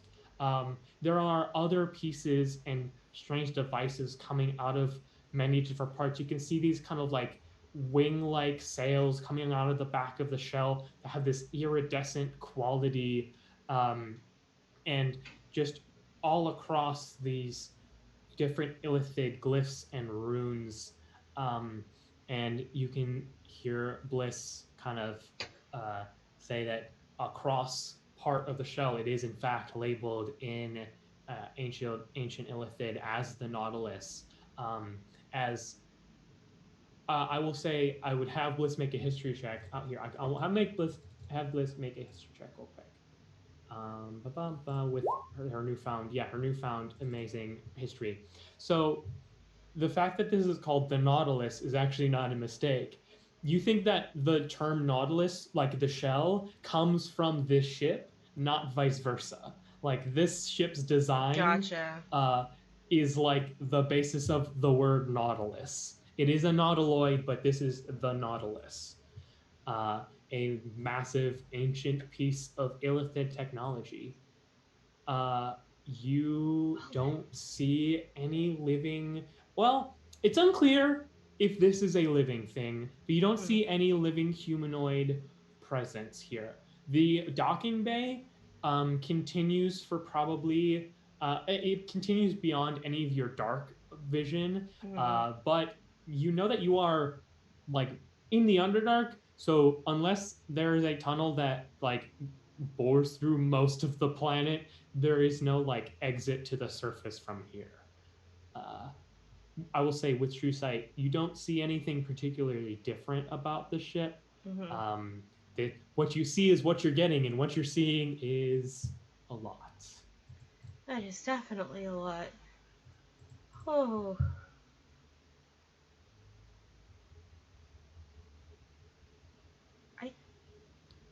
The kind of catwalk of the loading bay here does extend out to the kind of carapace like submarine section of the hull.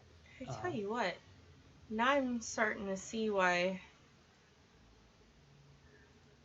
what's her face is concerned. I can see what. Like, I mean, I'm not saying that I wasn't concerned before, but I'm not her. I can see now why someone like her is concerned. Maybe concerned. She's trying to take it. Yeah. Yeah, this thing looks like it could probably tear apart a ship at the very least, much less how big and tough it is. So, we gotta take a breather and then figure out how to move this, I guess. All right. Well, first thing we gotta do is we gotta finish stealing it. Yeah, well, moving it is part of stealing it. That's what I meant. Throck, were you saying something before someone went somatics on me? Turning into wind. Should we do that while we rest? It lasts for 8 hours, so... So we can just nap as wind and gain everything back? Yeah. Yes. Bliss will also pipe up at this point. I believe, if I understand the plan correctly, though, that I need to bow out for a bit, so that you all can have this, and will message, have this stolen from you by me. If I help you get it, then any scrying or truth spells will negate the whole subterfuge. Uncle just like said, like very quietly, "Hey, funny joke. We know we can trust you not to steal it." Of course. Right, so let's it all sounds like- conveniently turn into wind Yes. and So rest. you all, I will say you can have a short rest. So any abilities you get back on a short rest, you get them back. I will say Bliss, or no, you're all wind. So Bliss can't Song of Rest, which would have been like a talk of rest more so. But you all get any abilities back on a short rest. You get as well. You can roll hit dice to try and reheal yourselves back up a bit here. This is our first short rest, right? I'm just trying to... Yeah. Okay, cool.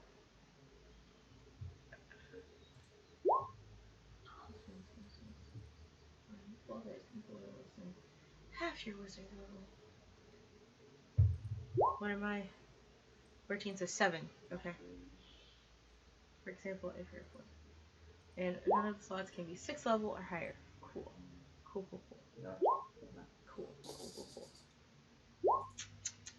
So I'm not even gonna bother with that. Nice. 1, 2, 3, 4.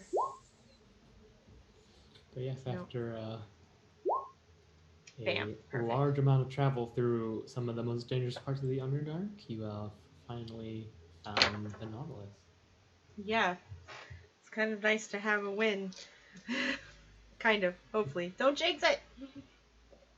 Oh, Rob, I'm gonna ask a question since I've got you have some time to think about it. Sure do. Them horns, what I definitely saw burned in. Does that trigger any of the? 12. It triggers a religion check, is what it triggers. 20. 5. Probably not a god. 1, 2, 3, 4, 5, 6. You don't say. You don't think paladin status is what the Order of the Wilted Rose are at anymore, which is different because they used to be. Nice. Well, I think when I realize I'm coming up blank, I'm just gonna grab a little notebook, sketch it down, and I don't know, maybe I can write a priest or something to talk about it. Perfect. Oh. Alright.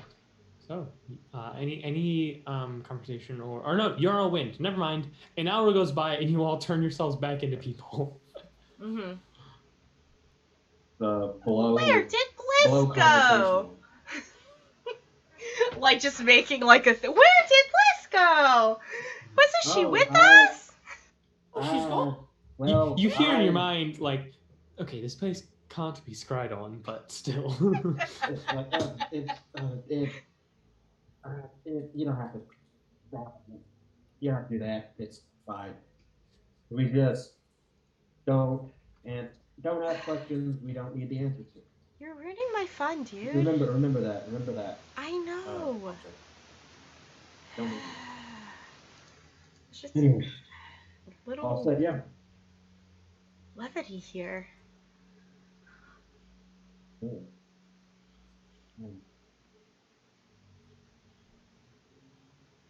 on. Let's deal with shit. Okay. How are we gonna take this ship? How are we gonna get it out? How are we getting in?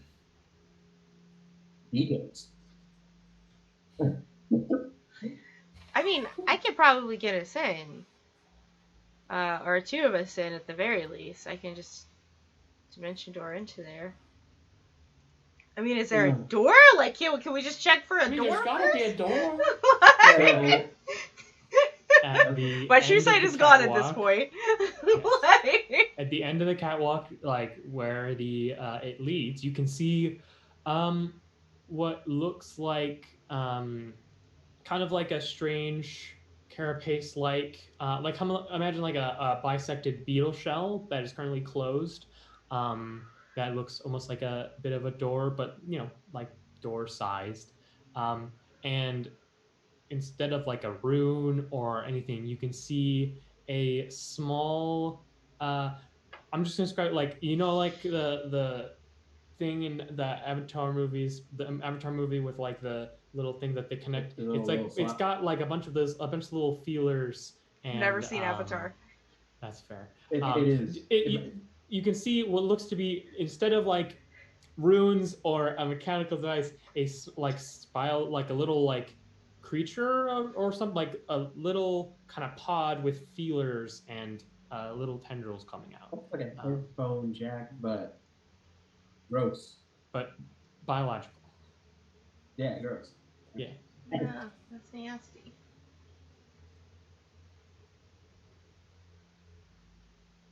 And I don't think I can. as you also, I'll get close. There is a like constant thrumming in a psionic way. Like you can, it's like the feeling of being near like a running engine where you like kind of can hear it, feel it, but it's not a hearing it physically. You are all hearing like kind of mental noise almost. I don't think I can pick that.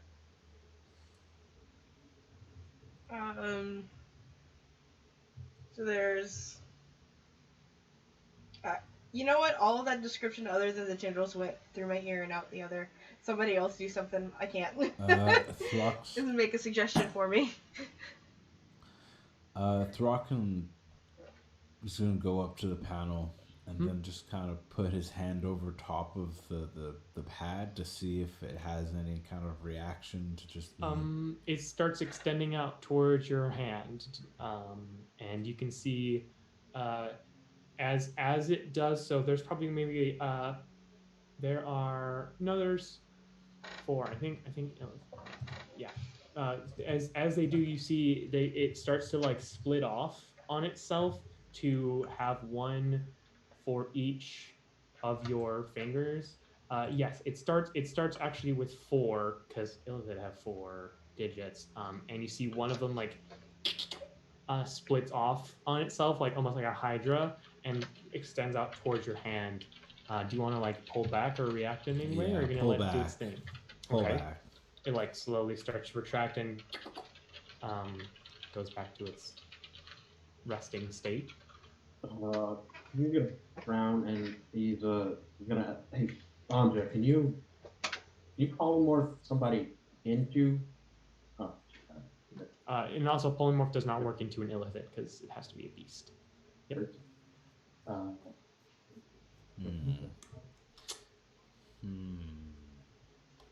Okay, and like are we on something like a deck, or is this like just the door at the end of the catwalk? Basically you are on the end of a catwalk, like up against the hull. Okay. And I'm guessing it doesn't have any windows on the side. No, it does seem like there are like window like sections here. They aren't like open, but yeah, you can see there's multiple sections where someone inside the nautiloid could look out at whatever's outside of it. Yeah.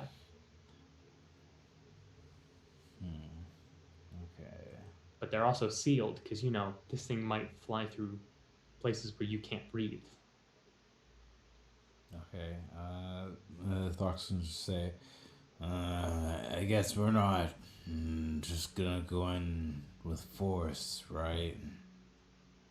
I think that's gonna set something off that we might not treat us too nice. Is there any way you can spoof it? Any way you can pop the lock, or got a trick? Might not work, but well, what if we force it open a little bit, and then everyone turns into mist but one, and then goes in? Everyone make me perception checks real quick as well.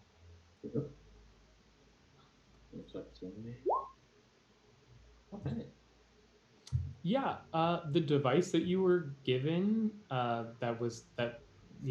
we were told this will like let you know when you found what you're trying to find. I forget who exactly has it, but whoever has it can feel it thrum in their bag. We'll say it's Honghuzi. It feels like a Honghuzi thing to carry around. Talking. Oh wait a minute. Let me see. As a reminder, it's a piece of illithid technology. Yeah, and I'm just I finally notice. Oh, vibration. That's not a. Oh, and I have a look at it, take it over, and see if it can work on this here door. So you want to extend it out to like the little console thing? Yes. Great. You see it extends out the tendrils towards it, looking to grab it. If you want to resist or move it in any way, let me know. Um, if if I can keep my hands on it, I will. But I'm not gonna like resist them like grabbing it. Great. So you see it enters into the back of this device, and then you see a new tendril that looks almost more like a like needle come out, and it looks like it's headed towards your hand now. Oh, I don't like this. And I'm gonna tell everybody if I start doing something weird, you might have to knock me out, and gonna let this happen. uh, is it kind of like sinks into your hand. All of a sudden, kind of from like three different directions mentally, you can hear designation class, servant, directive.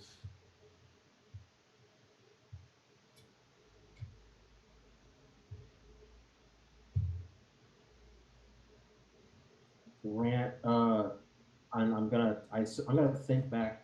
Uh, Open door. Directive.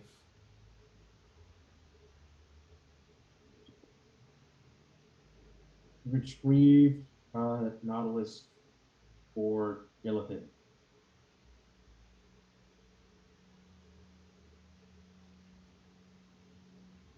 I'm gonna say you say that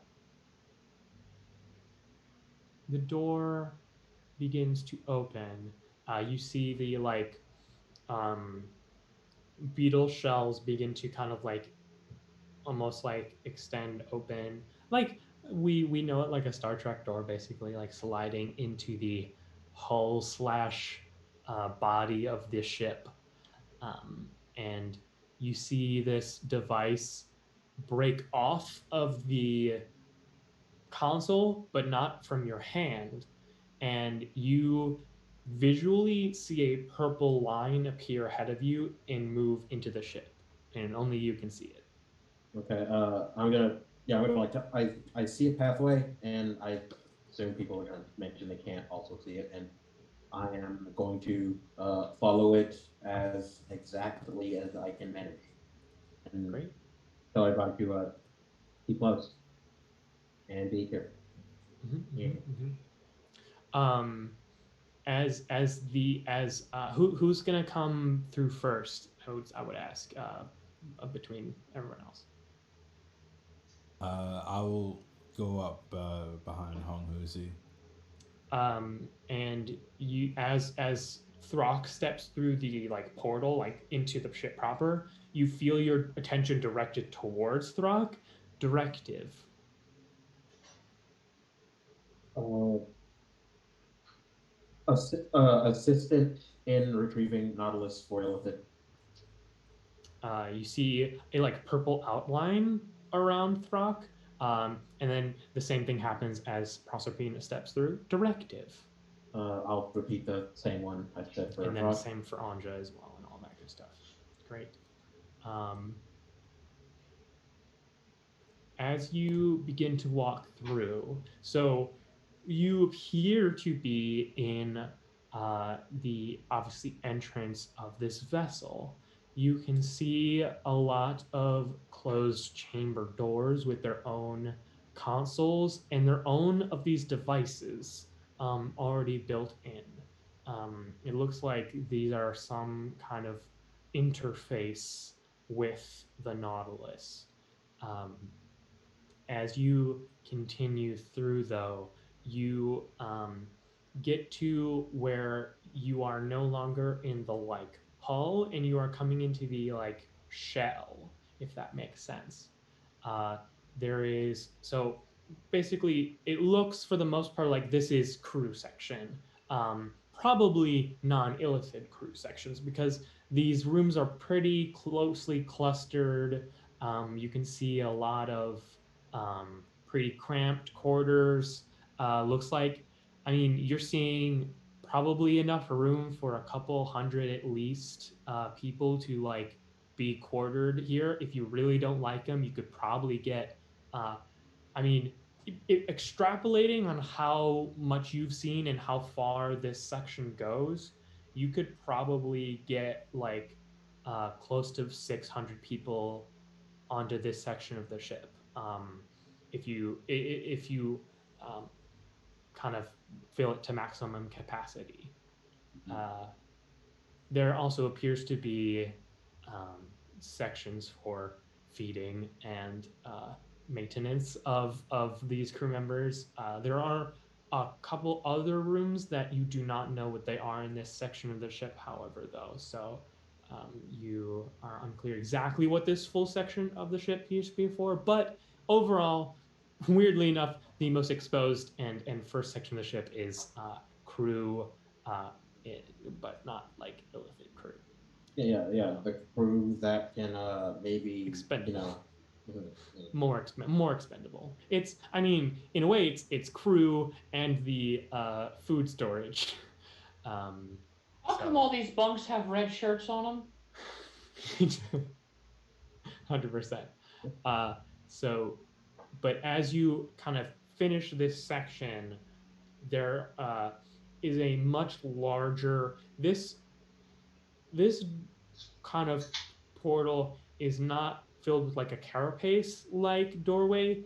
This one is almost more like a brain like material, more just less hardened and more softened, and it's a lot larger as well. But as you step forward with your device, the door does open for you. You can see where the carapace gives way now more to like, imagine being inside like a creature and having like walk like hallways like kind of built into it. It's much more, it's not like a carapace built out ship. You are now almost inside something with like rooms built into it, with like accented pieces of carapace and illithid technology. Uh, as you head towards you walk past one section, you feel your direction, your attention drawn towards a couple of chambers. You can see, looks to be, the best way I can describe it is there are little pools of bluish glowing liquid with suspended over it, basically the straps for like the Vitruvian man. Like it looks like you could basically like strap a person up into these kind of like carapace biological pods over this bluish liquid. Um, and the voice enters in, designate if let me see here, designation, and the kind of, you see the four outlines over your companions. um, Designate critical crew or consumable.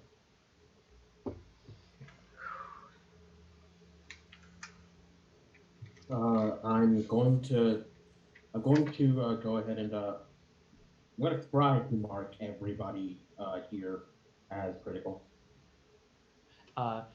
Confirmed. Please acquire more consumable crew. Reserve empty. The mental equivalent of taken under advisement. Yeah. As it, make sure you keep the ship running. As you continue forward, you can see a couple of rooms. These, you remember them being, you think you're on the base level near where those like veins are like sail like things are coming out the back of the Nautilus. You can see engine is a real stretch, but it looks like a kind of like strange mass of muscle and technology that is then connected to these kind of like large sail-like appendages coming out the back of the nautiloid. Um, you can see like they have like these large grooves coming through the shell um, there and going through, and so you continue up and up. The just you can see, for instance, the illithid quarters, much larger and well appointed. I will say, overall, illithid architecture appears to obviously be very organic in nature. They seem to favor circular and ovular rooms. Uh, Overall, they're not decorators, though. They're not like um, unnecessary objects or clutter anywhere that you have seen. Even in like some of the open, like non-illithid crew quarters, you didn't see any like remnants of personal effects or objects. There seems to be everything here with a purpose. Uh, and as you kind of keep ascending, there are more and more rooms that you are vehemently not directed towards, with many more of these closed doors. But as you reach what appears to be almost the pinnacle here inside the shell, you can see what was probably cleverly hidden via the kind of like folds and movements of the shell, a like observance bay here. You can see you are in a, I mean, for lack of a better term, the helm. You can see a large set of different devices. These, the most arcane and psionic of the lot so far. Most of the things you've seen have been a very heavily biological component, but now you can see what looks to be like large arcane devices built into the helm of the Nautilus here. Okay. Looks like we might have found might have hit it. Now I guess the and like is like the line that have been like directing me so far, are they like pointing me towards a particular part of this helm?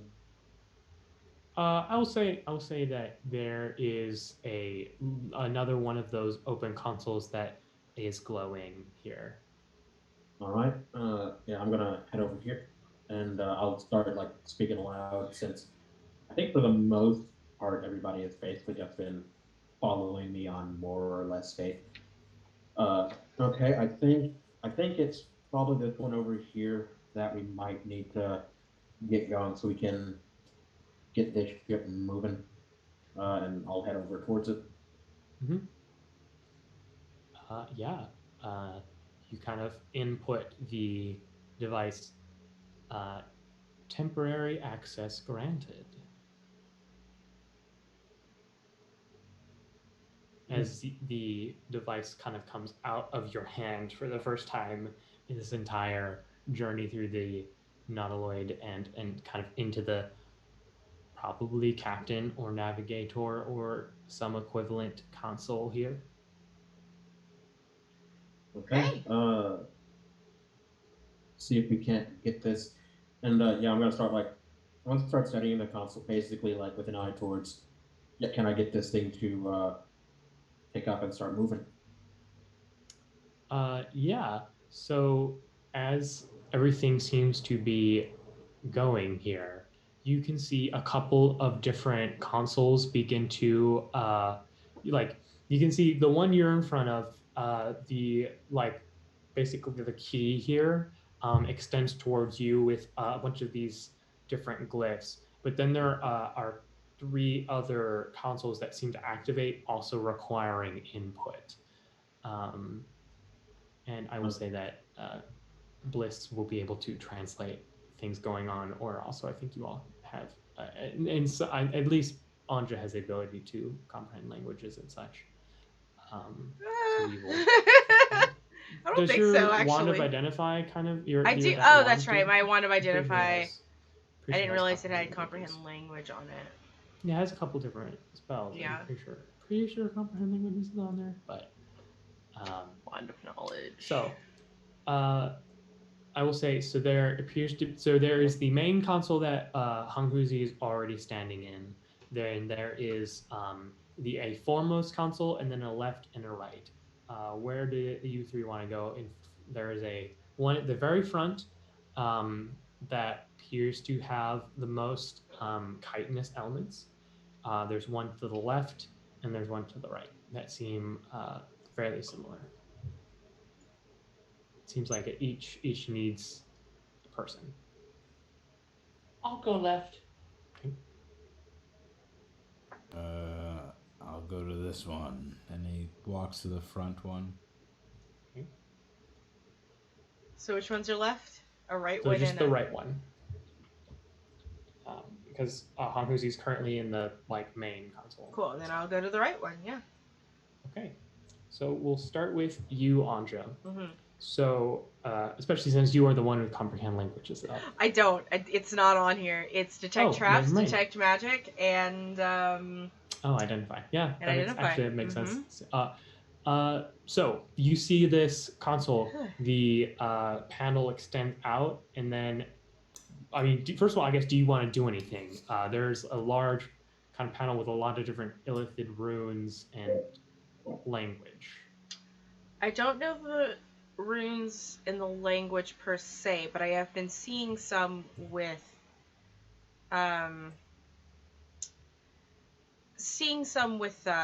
True Sight from before today. Can I make some kind of check to sort of because you know how if you've if you know French, you know Latin sort of, and you can kind of put the things together. So go ahead and make an Arcana check. I will say. Cool. Yeah, I can actually do these now. 15. Okay, 15. Yeah.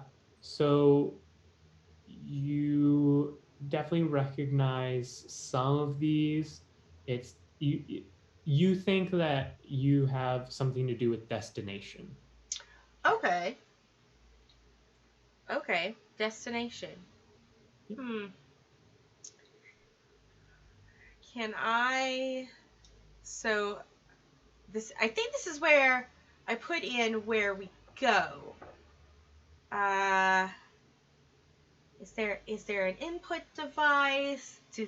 Do I as you look around, another one of those kind of a little appendage comes up, ready to kind of stick into your hand. Oh, Mycaden Forest. All right. So it goes in your hand, and instantly these runes, but only these runes, I will mention, translate. Okay. And it says, step 1, indicate system.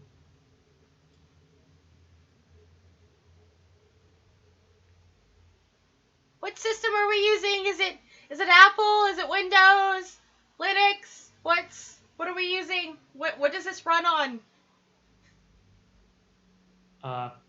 I will say, so it has a section for you to type something out, and then you can see there are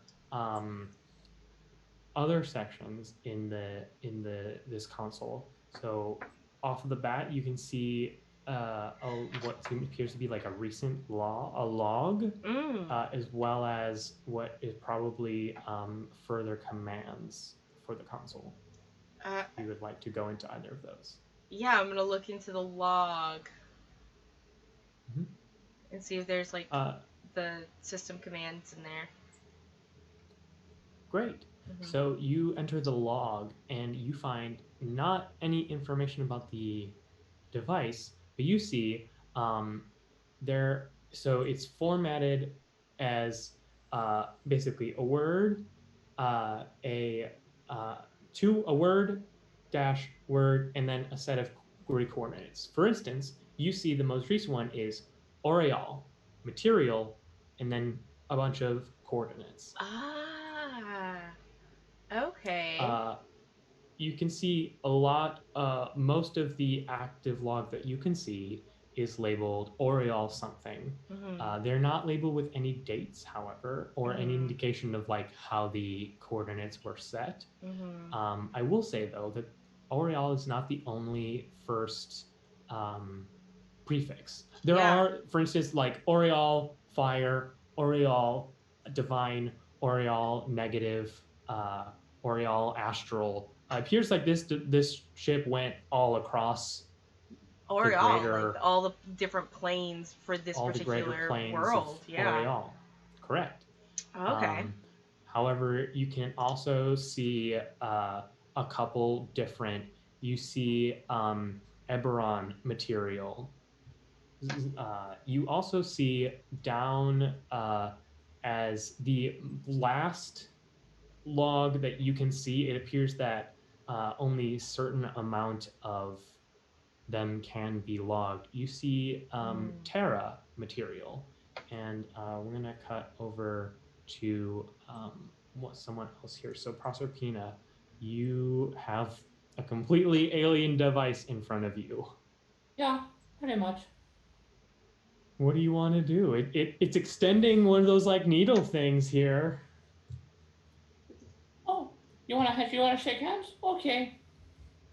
Great. As it goes into your hand, you can see some of the console device here starts to translate. You can see they appear to be in some kind of system diagnostic hub, and it's displaying here for you. Nautilus check incomplete. Crew check incomplete. Planar planar sail check incomplete. So whatever kind of you want to do now. Complete Nautilus check, please. You all feel like the room kind of thrum around you. You get back some information. The device kind of transmit to you. Nautilus status healthy. Heart working at 100% efficiency. Lack of elder brain input for greater nautiloid functioning.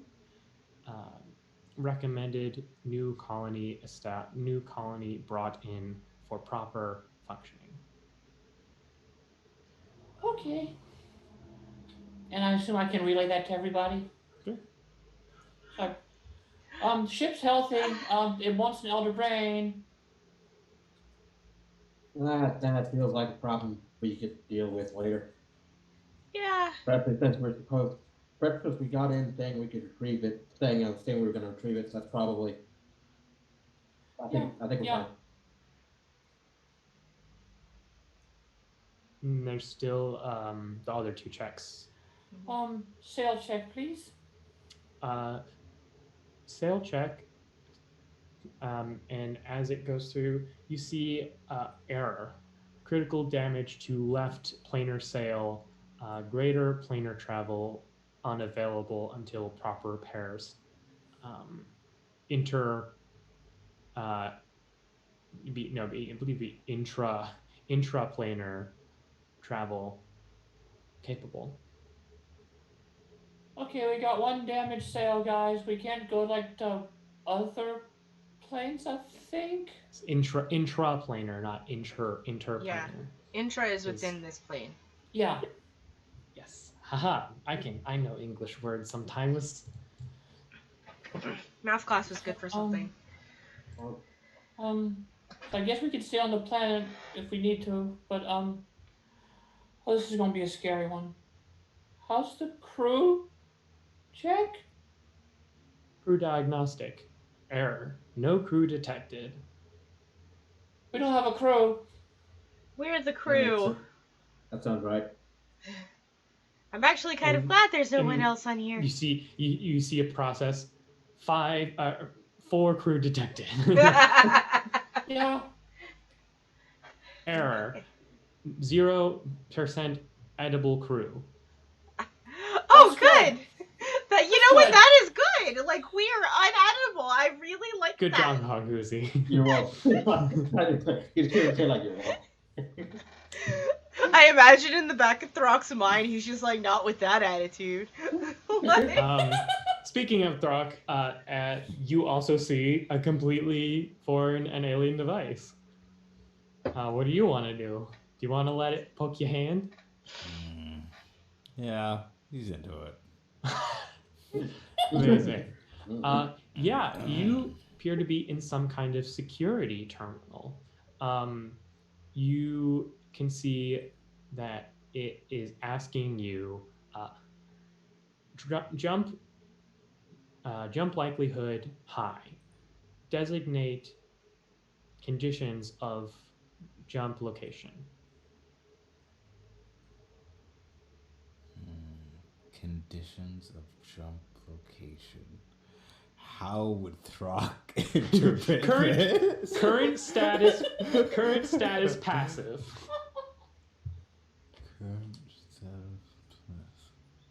God, I feel like I need to roll just an intelligence check. You do you.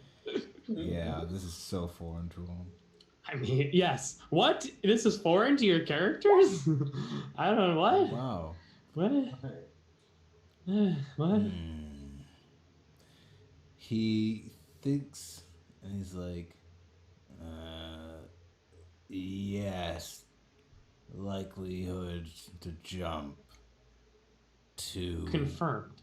mushroom forest. Designate threat level. 0 threat, medium to medium threat level. Please indicate preferred mood, not mood actually. Defensive. And you Throck, you seem to have succeeded. You see the confirm. Please note, currently inadequate crew for advanced countermeasure devices. Okay. Please obtain more crew. Okay. And Andre, we're gonna go back to Yeah. you. What are you gonna put? What are you doing? There was another thing in here, right? Mhm. I'm gonna just look and see, like, if there are any coordinates in there that might be the Mike Hidden Forest. You are going to have to make an investigation check. What? Man. Investigation. Okay. You actually went to the absolutely correct one to go to. Yeah. There is a lot of data here. Yeah. However, you do notice that I will say, first of all, you are smart enough to remember that the Myconid Forest is an illithid location. Yes. So, you think you can narrow it down pretty well to a couple of different possibilities, but there is, again, no labeling as to which of the points there are. I will say, if you would like to try and What was the last? So you said a couple, so that means 2 that I'm narrowing it down to, right? Yep. Can I look up to see what the last coordinates was, because that should be where we're at right now. You are correct. And I'll put in the opposite. Very well done. The baby puzzle has been solved. Yay. Amazing. So, you see Hong Huzi, security check complete, diagnostic check complete, coordinate set. Okay. All right. I'll speak aloud because I'm pretty sure Bliss can detect that. Yeah, looks like we've got this moving. So make sure everybody is settled in, because I think we're about to get this moving. And I'm going to attempt to do that. And what do you do? What do you think or say or do? Okay. It says all checks complete. And I guess I'll say verify coordinates. You Anja get a message. Please verify coordinates. I put in. I say the coordinates that we're going to. All right. 05889678MMJK LMNOP. 95. All right. Coordinates verified. Wait, I I've never pirate. I don't know. I don't know what I'm supposed to say here. I guess liftoff. There is similar almost to the many large vacuous noises that Throck's stomach has been known to make, but like a massive creature awaking for the first time in a long time, like a and like a rumbling as this kind of like creature seems to stir all around you as you feel the ground beneath you rise as the nautiloid begins to rise out from the docking bay. You can see the front tendrils begin to move a little more solidly, and you begin moving forward as the ship begins to propel itself forward. As it does so, these large tendrils begin to you notice like touch the edges of the chamber walls here, and as you begin as you fully exit the bay, you are now in what looks to be like essentially a long corridor for the size of a nautiloid, and as you go down you begin accelerating, uh, moving faster and faster until you see there are 6 of these tendrils at the front of the ship. As you reach a speed which none of you have ever reached before, first of all, I need a constitution save from all of you, as you all essentially have like ridden a train for the first time, but much faster. Nope. Who's throwing up? Yeah, okay, y'all Who's are throwing up? okay. Let's see. You all have 1 point of temporary exhaustion right now, as also the only All things of our keeping ears you pop. yes, all of your ears pop. You are almost you would be knocked to your feet if it was physically possible, because the devices you are attached to keep you upright but puts a tremendous physical strain on your body. Ugh. You are propelling speeds like you have traveled across the plains, and you have like teleported all across the like face of the material plane of Oriel, but like this is like physical movement, Yep. of the lights of which you've never seen. And then just as you are not sure if you like, basically as we're getting to the G-force that you might potentially pass out, you see these 6 tendrils tear the sky open, uh, and you feel a much more comfortable and familiar teleportation effect as all of a sudden you are you can see far above the myconid forest in the Underdark, stationary. You can see the tendrils, instead of just kind of lazily out in front, you can see them spread mostly out, kind of like poised like vipers, as you are hovering high above the myconid forest here. Immediately, all of your devices unengage, and all of you get purple lines leading right back the way you came, popping up into your vision. All right. I don't think that's a suggestion, everybody. I think we gotta go. Yep. Okay. See you later. Okay, yeah. Mhm. I did tell it to be defensive. How defensive? Medium. A medium. I think I said a couple of things. Maybe medium it's settled on. Anja, can you? To be honest, it's actually probably a really good idea because we didn't want to make it Anja, you look too should. easy. Anja, should you maybe notify the the lady so she knows that it's on Yep, that? I absolutely can do that because I have sending prepared. All right. Yeah, I think. Yeah, let's get off this, everybody, and do the do the next part of this whole deal we signed up for. Yeah, yeah. What do you Back want in me the to day. tell her, that we acquired it and then we're gonna take a nap and then we'll see her later? Should Yeah, I? we're gonna come down. I don't. Oh, right. Yeah, Well, okay. it's just maybe I and Throck's gonna walk back over to the console he was at, Mm-hmm. like, sticks his hand, and nothing happens. Mm-mm. Oh, Just popping in to say Anguzi hi. figured out a great thing to say to make everything work without more work, but only the once.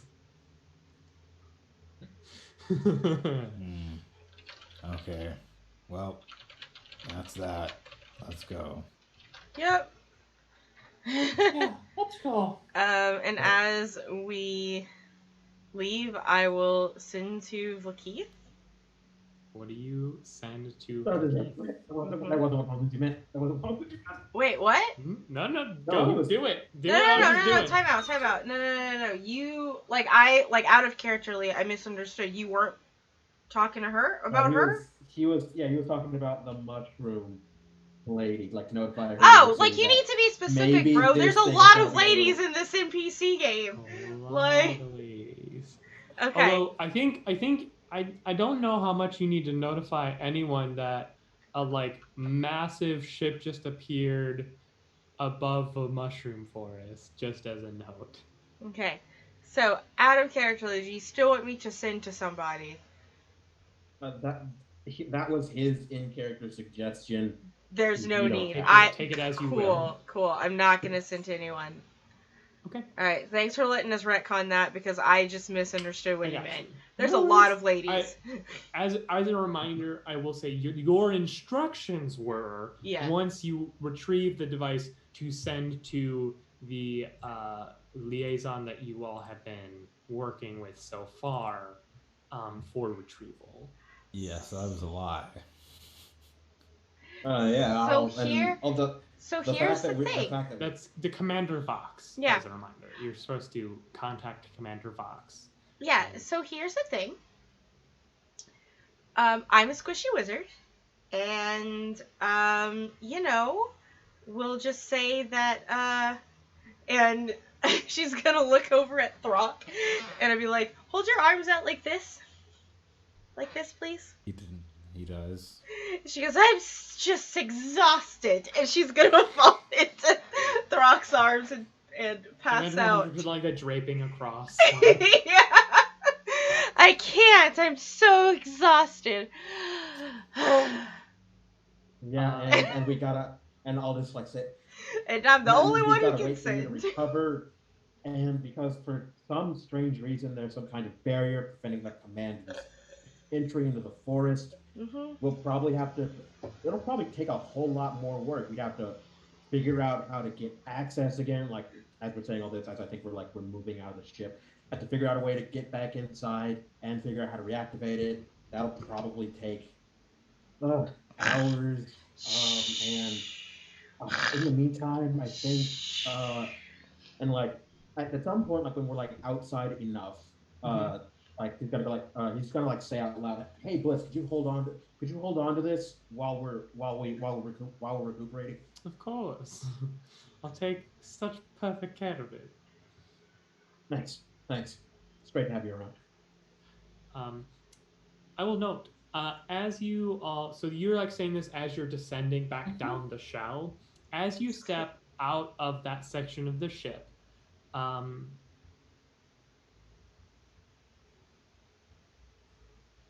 Yep, no, that's how that will work. You all are immediately teleported.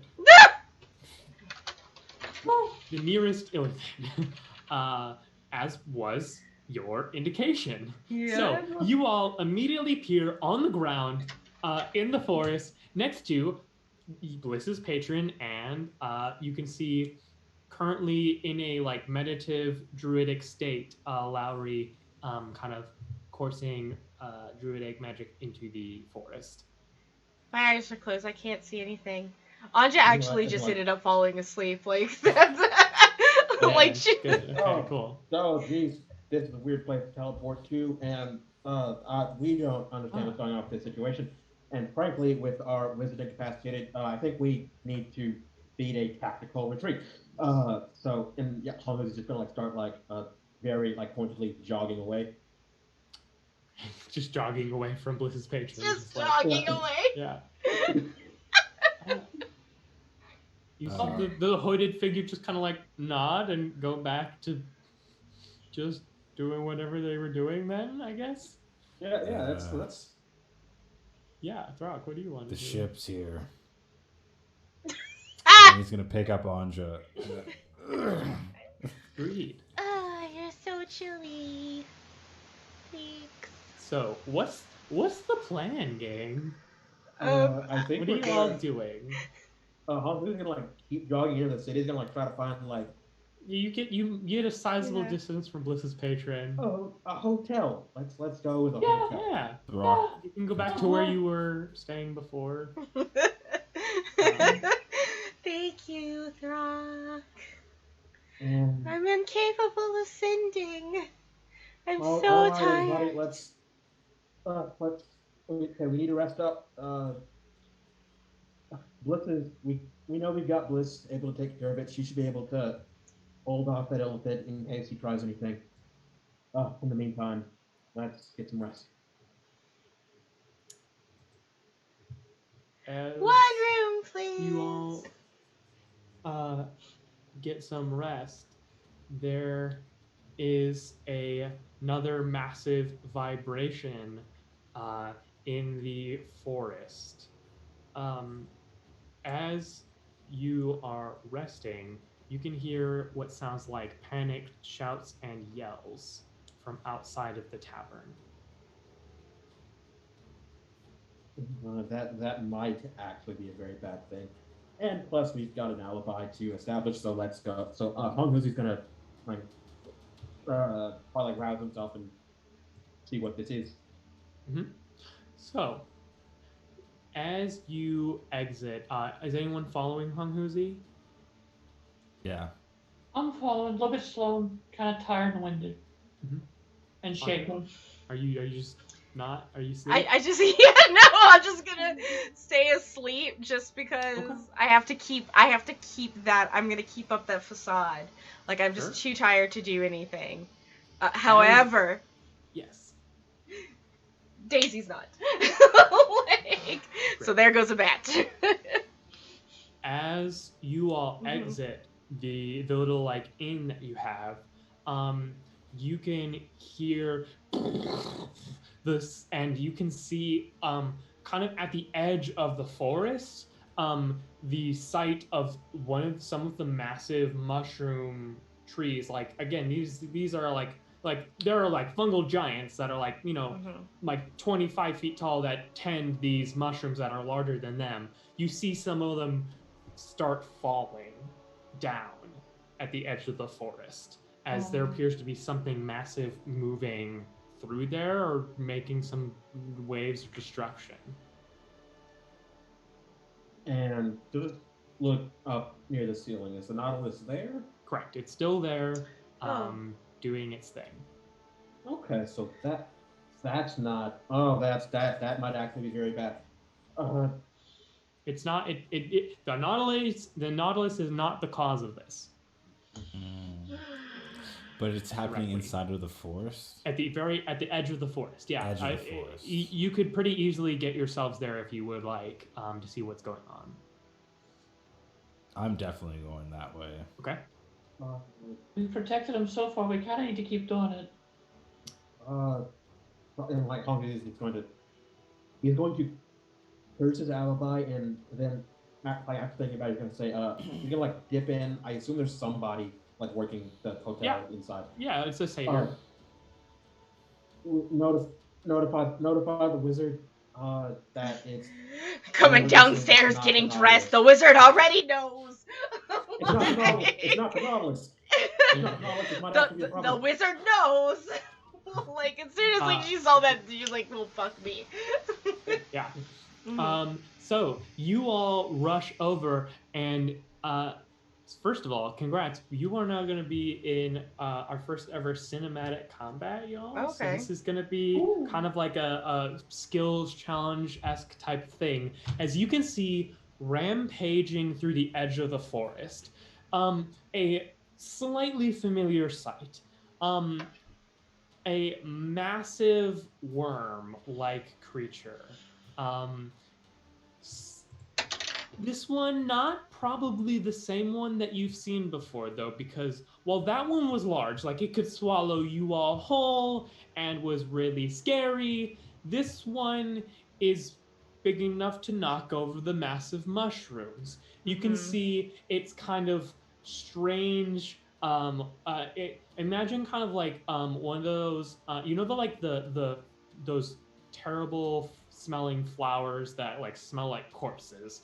That kind of like a face with then like massive tendrils kind of coming out of its like mouth hole with massive like teeth ringing around it as it is like kind of like writhing around. You see it like trying to essentially like leap itself towards the nautilid, but is like not currently able to, is instead just thrashing around. You see it like as it does so, it like wildly slams a tail into a fungal giant, and it slams into the wall of the cavern and like falls to the ground. Its thing seems to be rampaging, given the reappearance of a nautiloid. What do you want to do as the dreadworm has surfaced?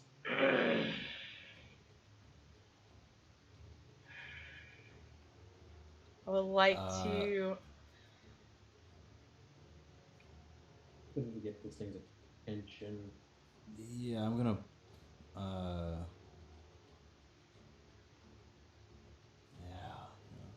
Okay, so how far are we away from it? Distance is wibbly wobbly. We're in a cinematic sense, so I would like to turn it into a squirrel.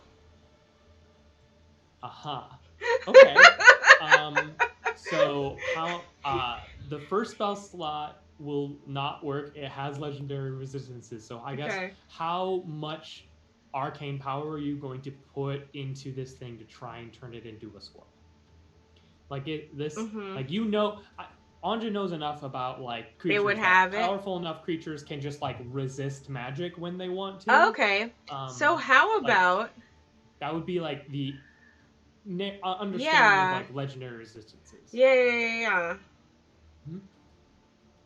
So you think you could probably do it, but I mean, I don't know how many spells you even have left. Yeah, I'm like looking at my resources to see how exactly I want to do this. Exactly. Because I can do this. It's just what is the combination that I want to do? Totally. Kind of like, what can it... I'm trying to look at lower things I would have to make a save on, and I'm like, fuck, I don't really have lower things it has to make a save on. I will say also, right now, so you remember from your brief encounter with the smaller cousin of the Dreadworm that this thing has some, like, mental attacks. You can see right now that the Myconid are having a really hard time around this thing. It looks like, I'll say for free, you can make further checks as part of your attempts to assist in the combat here to try and figure out exactly what effect. But it appears that it has a negative effect on their ability to communicate and coordinate. So, I mean, in the forest altogether, there's more than enough like fungal giants to probably take this thing down. But right now, they're disorganized, they're sluggish. all the smaller myconid are just like scattering or cowering. Like it's complete chaos and disarray. All right, so this is what I would like to do. I would Yes. like to burn my first spell. Mhm. Is I'm going to try and cast Hold Monster on it, and it will probably resist that. Okay. Then I would like to cast Polymorph on it. Okay. And turn it into a squirrel. So let's do it this way. How many spells are you going to use? Nothing. It's got just one. Nothing. So okay, instead of Polymorph, so that we can have like a hot second, I'm gonna cast Banishment on it. Okay. Same question. How many spell slots, like total, trying to like do whatever spell you want to? Okay. So that now I need you to make a spell attack roll to see if you can push through this thing's innate magical resistance. Cool. I'm going to say that because of your temporary exhaustion, all of you will have disadvantage on your first check of this cinematic combat. So unfortunately, it will be disadvantage. Even though I started sleeping as soon as we started. I know. Because you didn't actually get to sleep. I know. So yes. Okay, well, you're not gonna believe this. Okay. But I did 2 19s. That's amazing. That's amazing. Yeah, so altogether it'd be a 28. Yeah. Beautiful. So you all see Anja, and this is gonna be like simultaneous-ish as far as what all you all want to do. You see Anja extend out a really significant power of your magical power for a day, and this thing disappears, but you know it's for a minute. So in this minute, I guess this will be whatever we're going to try and do in this minute to try and help be ready for what is coming. Throck wanted to like kind of figure out its defenses. Okay. Does it have eyes? No. Go ahead. I will say, Throck, give me I'm gonna say insight because this is more your like natural intuition. I feel like than like a straight up nature check. I think that's better for you than nature. So, okay. So again, you do have the disadvantage on this first one, unfortunately. So defense wise, it appears that obviously it's big and tough, but it does seem like it has an ambient kind of psionic effect. You actually, I will say, as it kind of is thrashing around, parts of it gets a little closer to you, and you can feel a kind of like ambient confusion and panic come into you as like parts of it gets closer to you. It seems like it has the like defense that any massive creature has, and as part of its self-defense, it exudes a like disarray, like run away from me, to beings around it. So I'll say that's before it disappears. And then what do you want to do in that minute of time, if anything, to try and assist what's going on here? Or if you need time, we can go to another character. How far are we through the day, do we think? I mean, you've been in the Underdark. Yeah, so here's the other, like, we left as soon as we woke up. Yep. That combat and figuring out, like, it took less than an hour to get to where we were. Latest, I will say latest, you're probably, like, noon. Yeah, like, so we only did this in, like, 5 hours. Mm-hmm. Yeah. Okay. Yay, adventuring. Mm-hmm. Yay. Okay, so I'm going to cast, actually, Call Lightning. Okay, great. So, this is going to be just like Anja's ability. So, basically, it's flavored in a way, and so the more spells you put into this, the lower I'm going to have the DC for the overall effect. So, What's your intention with Call Lightning? So I want to kind of herd the worm away from the large myconids, just kind of give them some kind of brevity to breathing room. Yeah. Okay, great. I love that. So that is an effect that I will say you can set up while it's gone for a minute, like with the setup. As I will say, you can spend the minute while it's vanished to like create storm clouds that you will then be able to use to try and corral it. So when it reappears, we'll have you make that roll to try and hurt it.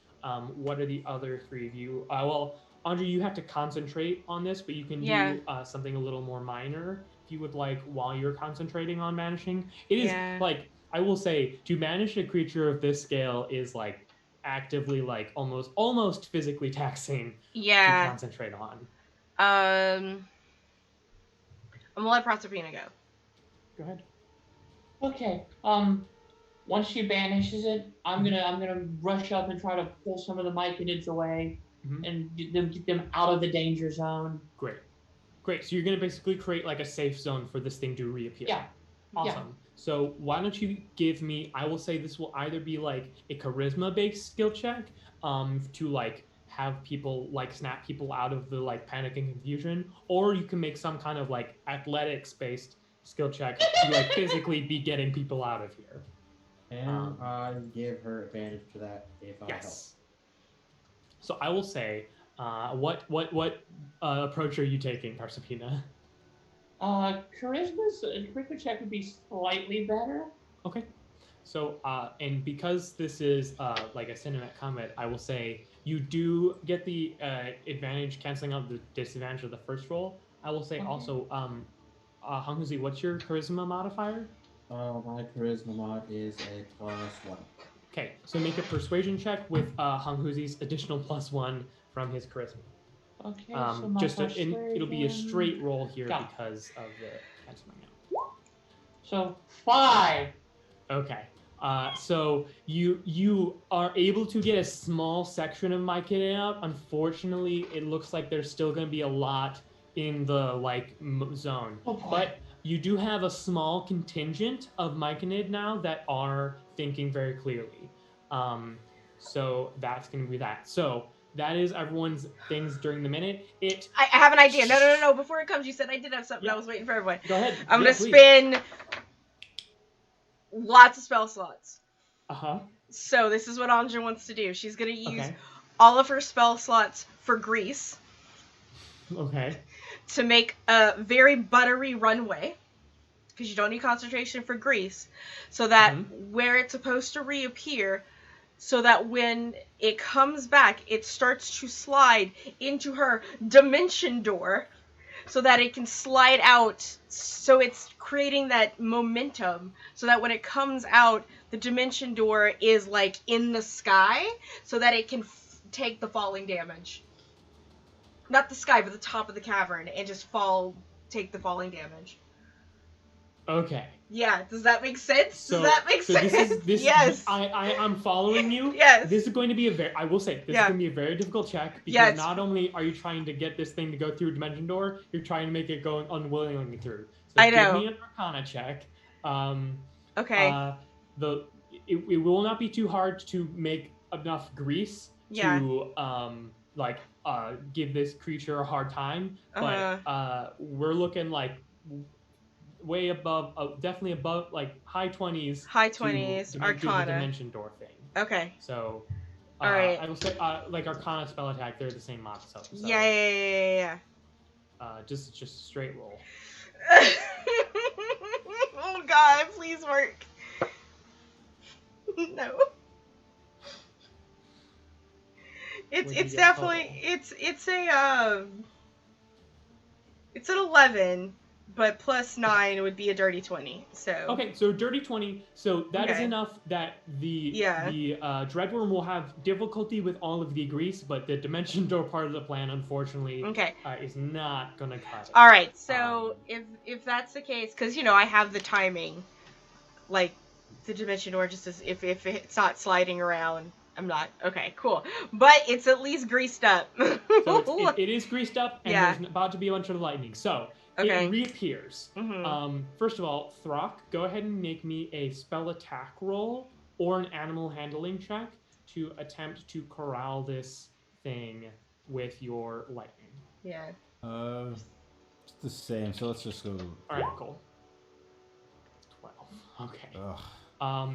So you I will say with the 12, it doesn't appear to be like moving around much, but it does seem to be pretty angry now. It's a bit more angry, as it's now Okay. kind of thrashing around. I will say it's not a full-on like catastrophic failure, but it's not like you're not containing it as much as you want. It's really thrown off right now. There's a bunch of grease underneath it, and there's lightning flashing at it from all sides, so it's disoriented, but it's not corralled. Does the lightning hit the grease? Yeah.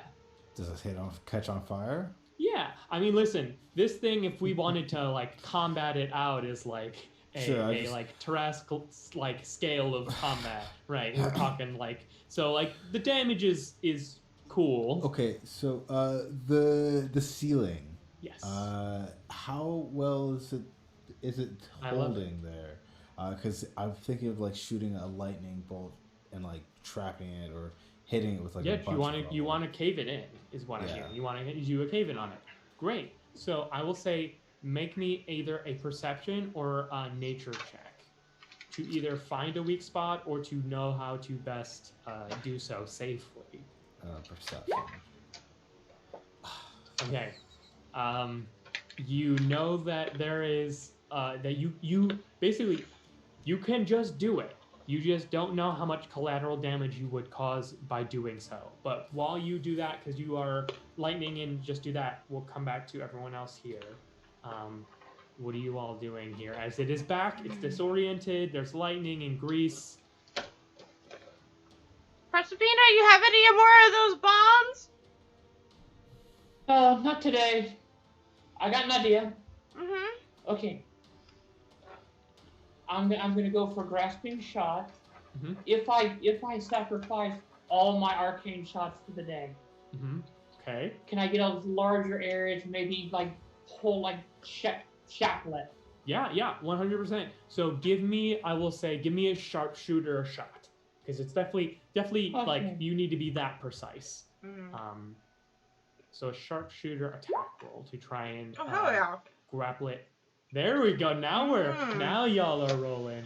So with the 24, as it is like so what I will say with the 24, you are able to get its like face, like, because it has like these like weird kind of like a head, like I don't know, like flaps almost coming out that appear to be like you know, they can cover it to like cover the mouth when it's eating or something. You are able to grasp those, and and so now it is disoriented, mad, and alive, but it is now kind of, its face is stuck on like towards the ground, so it is vulnerable, and but this will not hold forever. Oh, it won't. Honghuzi. Okay, I'm a very simple man with simple tools and a simple skill set. So. Don't sell yourself short. He is kind of short, though. I mean, yeah. Like apt. He's like he's very apt for half. Thanks, whatever you. I love you. Right. And now shit. Anyway, compensating for absolutely nothing. Let me see how much juice I can put into this dragon bow here, and honestly, I'm going to go with I'm going to attempt to just hurt it enough that it just keeps retreating. Partially, what I'm gonna try and do is see if I can't get it out from under this nautilus. Is that seems to not be helping it, and frankly, the nautilus might decide to get a little bit nastier, and that's probably not a good thing. Yeah. So I will say.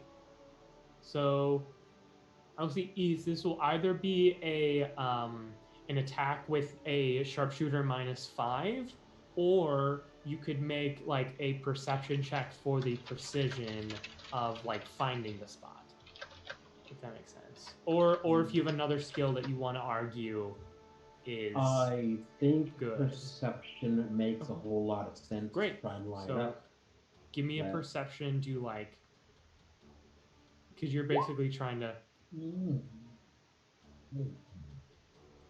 So you fire, and you see it. You hit it in like a very like in the like head section, and as it does, it kind of like, because you see this thing, it's like body language has changed, like being like connected to the ground, all this disorienting stuff. But as it hits this thing, it like screeches in pain, and as it does, its like head goes towards the Nautilus again, and it just seems to become renewed and is like it's still tied down for now, for Proserpina, but it seems to really want to get to the Nautiloid like more than anything, and that seems to have renewed its vigor as far as that. Unfortunately, does anybody have one more Hail Mary before we have to cliffhanger? It's stuck in the grease, right? It sure is. Mm-hmm. I would like to just Scorching Ray the grease. So, this is going to be a perception. I'm trying to figure out. So I see what you're trying to do here. Mm-hmm. There needs to be a skill check in order to not set a like forest fungal fire. Mm-hmm. Like you want a localized forest fungal fire on this thing. Mm-hmm. So I think a perception or nature check is going to be what we're going for here. Either Can I argue insight? Sure. Okay. I would say an insight check would work. Okay. To try and get it. Because I actually proficient in that one. Come on, heck yeah, 21. 21. Okay. So as arcane flame hits the grease, which has already been igniting slowly because of all the lightning strikes, you can see a localized fungal forest fire is igniting right on it. And so with the natural one, it is angry and hurt, but it's really, really wanting to get to it. What does anybody have? One nice thing to try and make it go away before it breaks. You see the it very much like the movie style. Like we cut to the Proserpina's spine starting to like groan and snap in places as it is like trying to tear itself back up to renew its assault. A wall of fire. All right. This is going to be another insight or nature check here for sure. Or actually, I will say you could also do this in an intimidation roll with a lower DC. Definitely insight. Okay, I thought so, but yeah. Okay. So, if you had failed that one, we would have had a much different end of the episode, I will say. So, as a wall of flame moves towards it, this thing, like, been struck with lightning, like a forest fire underneath it, and not able to reach its, like, goal. As it kind of tears itself out from the bindings, you see slam its head into the earth and begin tunneling away, gone, but who knows for how long. And that is where we will leave it for this episode of Revenge of the Gith. Thank you all so much for watching. Hope you all had a great time. I have almonds in my face. Okay, everybody. Swallow. Thanks for coming and showing up. Phrasing. We have a fairly short week this week as I'm just tired and I just needed a short week. And it is a holiday week for some people. So, hey, happy Holy Week for you Christians and happy Passover for you Jews. That's great. So, with that, We do have tomorrow night. We have Turn and Burn with the Expanse, where my cute husband Slowpool DMs, and then Saturday with some Dragon Age, and that's all we have this week because it's a slow, nice, chill week today. But thank you. I also would like to point out, whoever unfollowed me during this session, you are wrong. Like, these are an amazing group of people, and you are wrong. I went to 952, and I'm just gonna say, whoever you are, maybe you came during my live stream fail days and my dinosaur died, but whoever you are, know that you are wrong. Anyway, that's what you can find on the channel for the next 7 days. Everybody else, where can we find you in the next 7 days? Excepting a certain person. Y'all can find me out on Twitter at Joss Dyson, possibly even on Twitch at twitch.tv/TheShanabi. But if you are most desperate, you will be able to find me next Friday, GMing Lancer for the Shades of Tartarus. I'll see you out there. Awesome. Oh, that's me. Oh, well, you can find me all over social media as Robin_Shadle. This is an off week for us. The week after this, I'll be back on Gruber McEvil's DMing Scales of Eternity. This week, I will be building terrain to be seen and used in the next section. So that's kind of why it's an off week, because the DM has to do some crafting. And I'll still be promoting my novel, Liam's Doom, all over social media. Hello, I'm Montana. You can find me at MontanaWhat on Instagram and at MontanaWhat2 on Twitter. And in 2 weeks, you'll be able to see my new show. We haven't settled on the name yet, but it'll be on my new Twitch channel, Neospife. So check that out. Link that in chat, please. Yeah. Sure. I don't think I have it open. But I will next week. Okay. Okay. Cool. Is that, you're good? Yeah, that's it. That's it. Okay, great. And hello, everyone. I am Robbie Rolling. I was your GM for the evening. You can find me as such on Twitch and Twitter with this brand new fancy webcam. I should actually be doing a little bit more solo streaming here coming up soon. You can also find me every Thursday night on the wonderful RF Chaos channel in Dreams of Silver and Stone. You can check out the VOD for our premiere of that on our YouTube channel there. And coming up pretty soon on that YouTube channel, it will be the VOD for the one-shot I ran called Like Clockwork, which was a ton of fun. If you weren't able to join it, super fun one-shot, lots of chaos. So if you like that, go check that out. And of course, I'm a part of the Not Quite Heroes podcast. We're a D&D 5e and Quest Actual Play podcast. You should find us at NQH Podcast on Twitter for all the links and all that good stuff. Whew. All right, everybody. And with that, we're just going to go ahead and wave goodbye tonight. We will see you soon. Wave, we love you. See you later. Bye.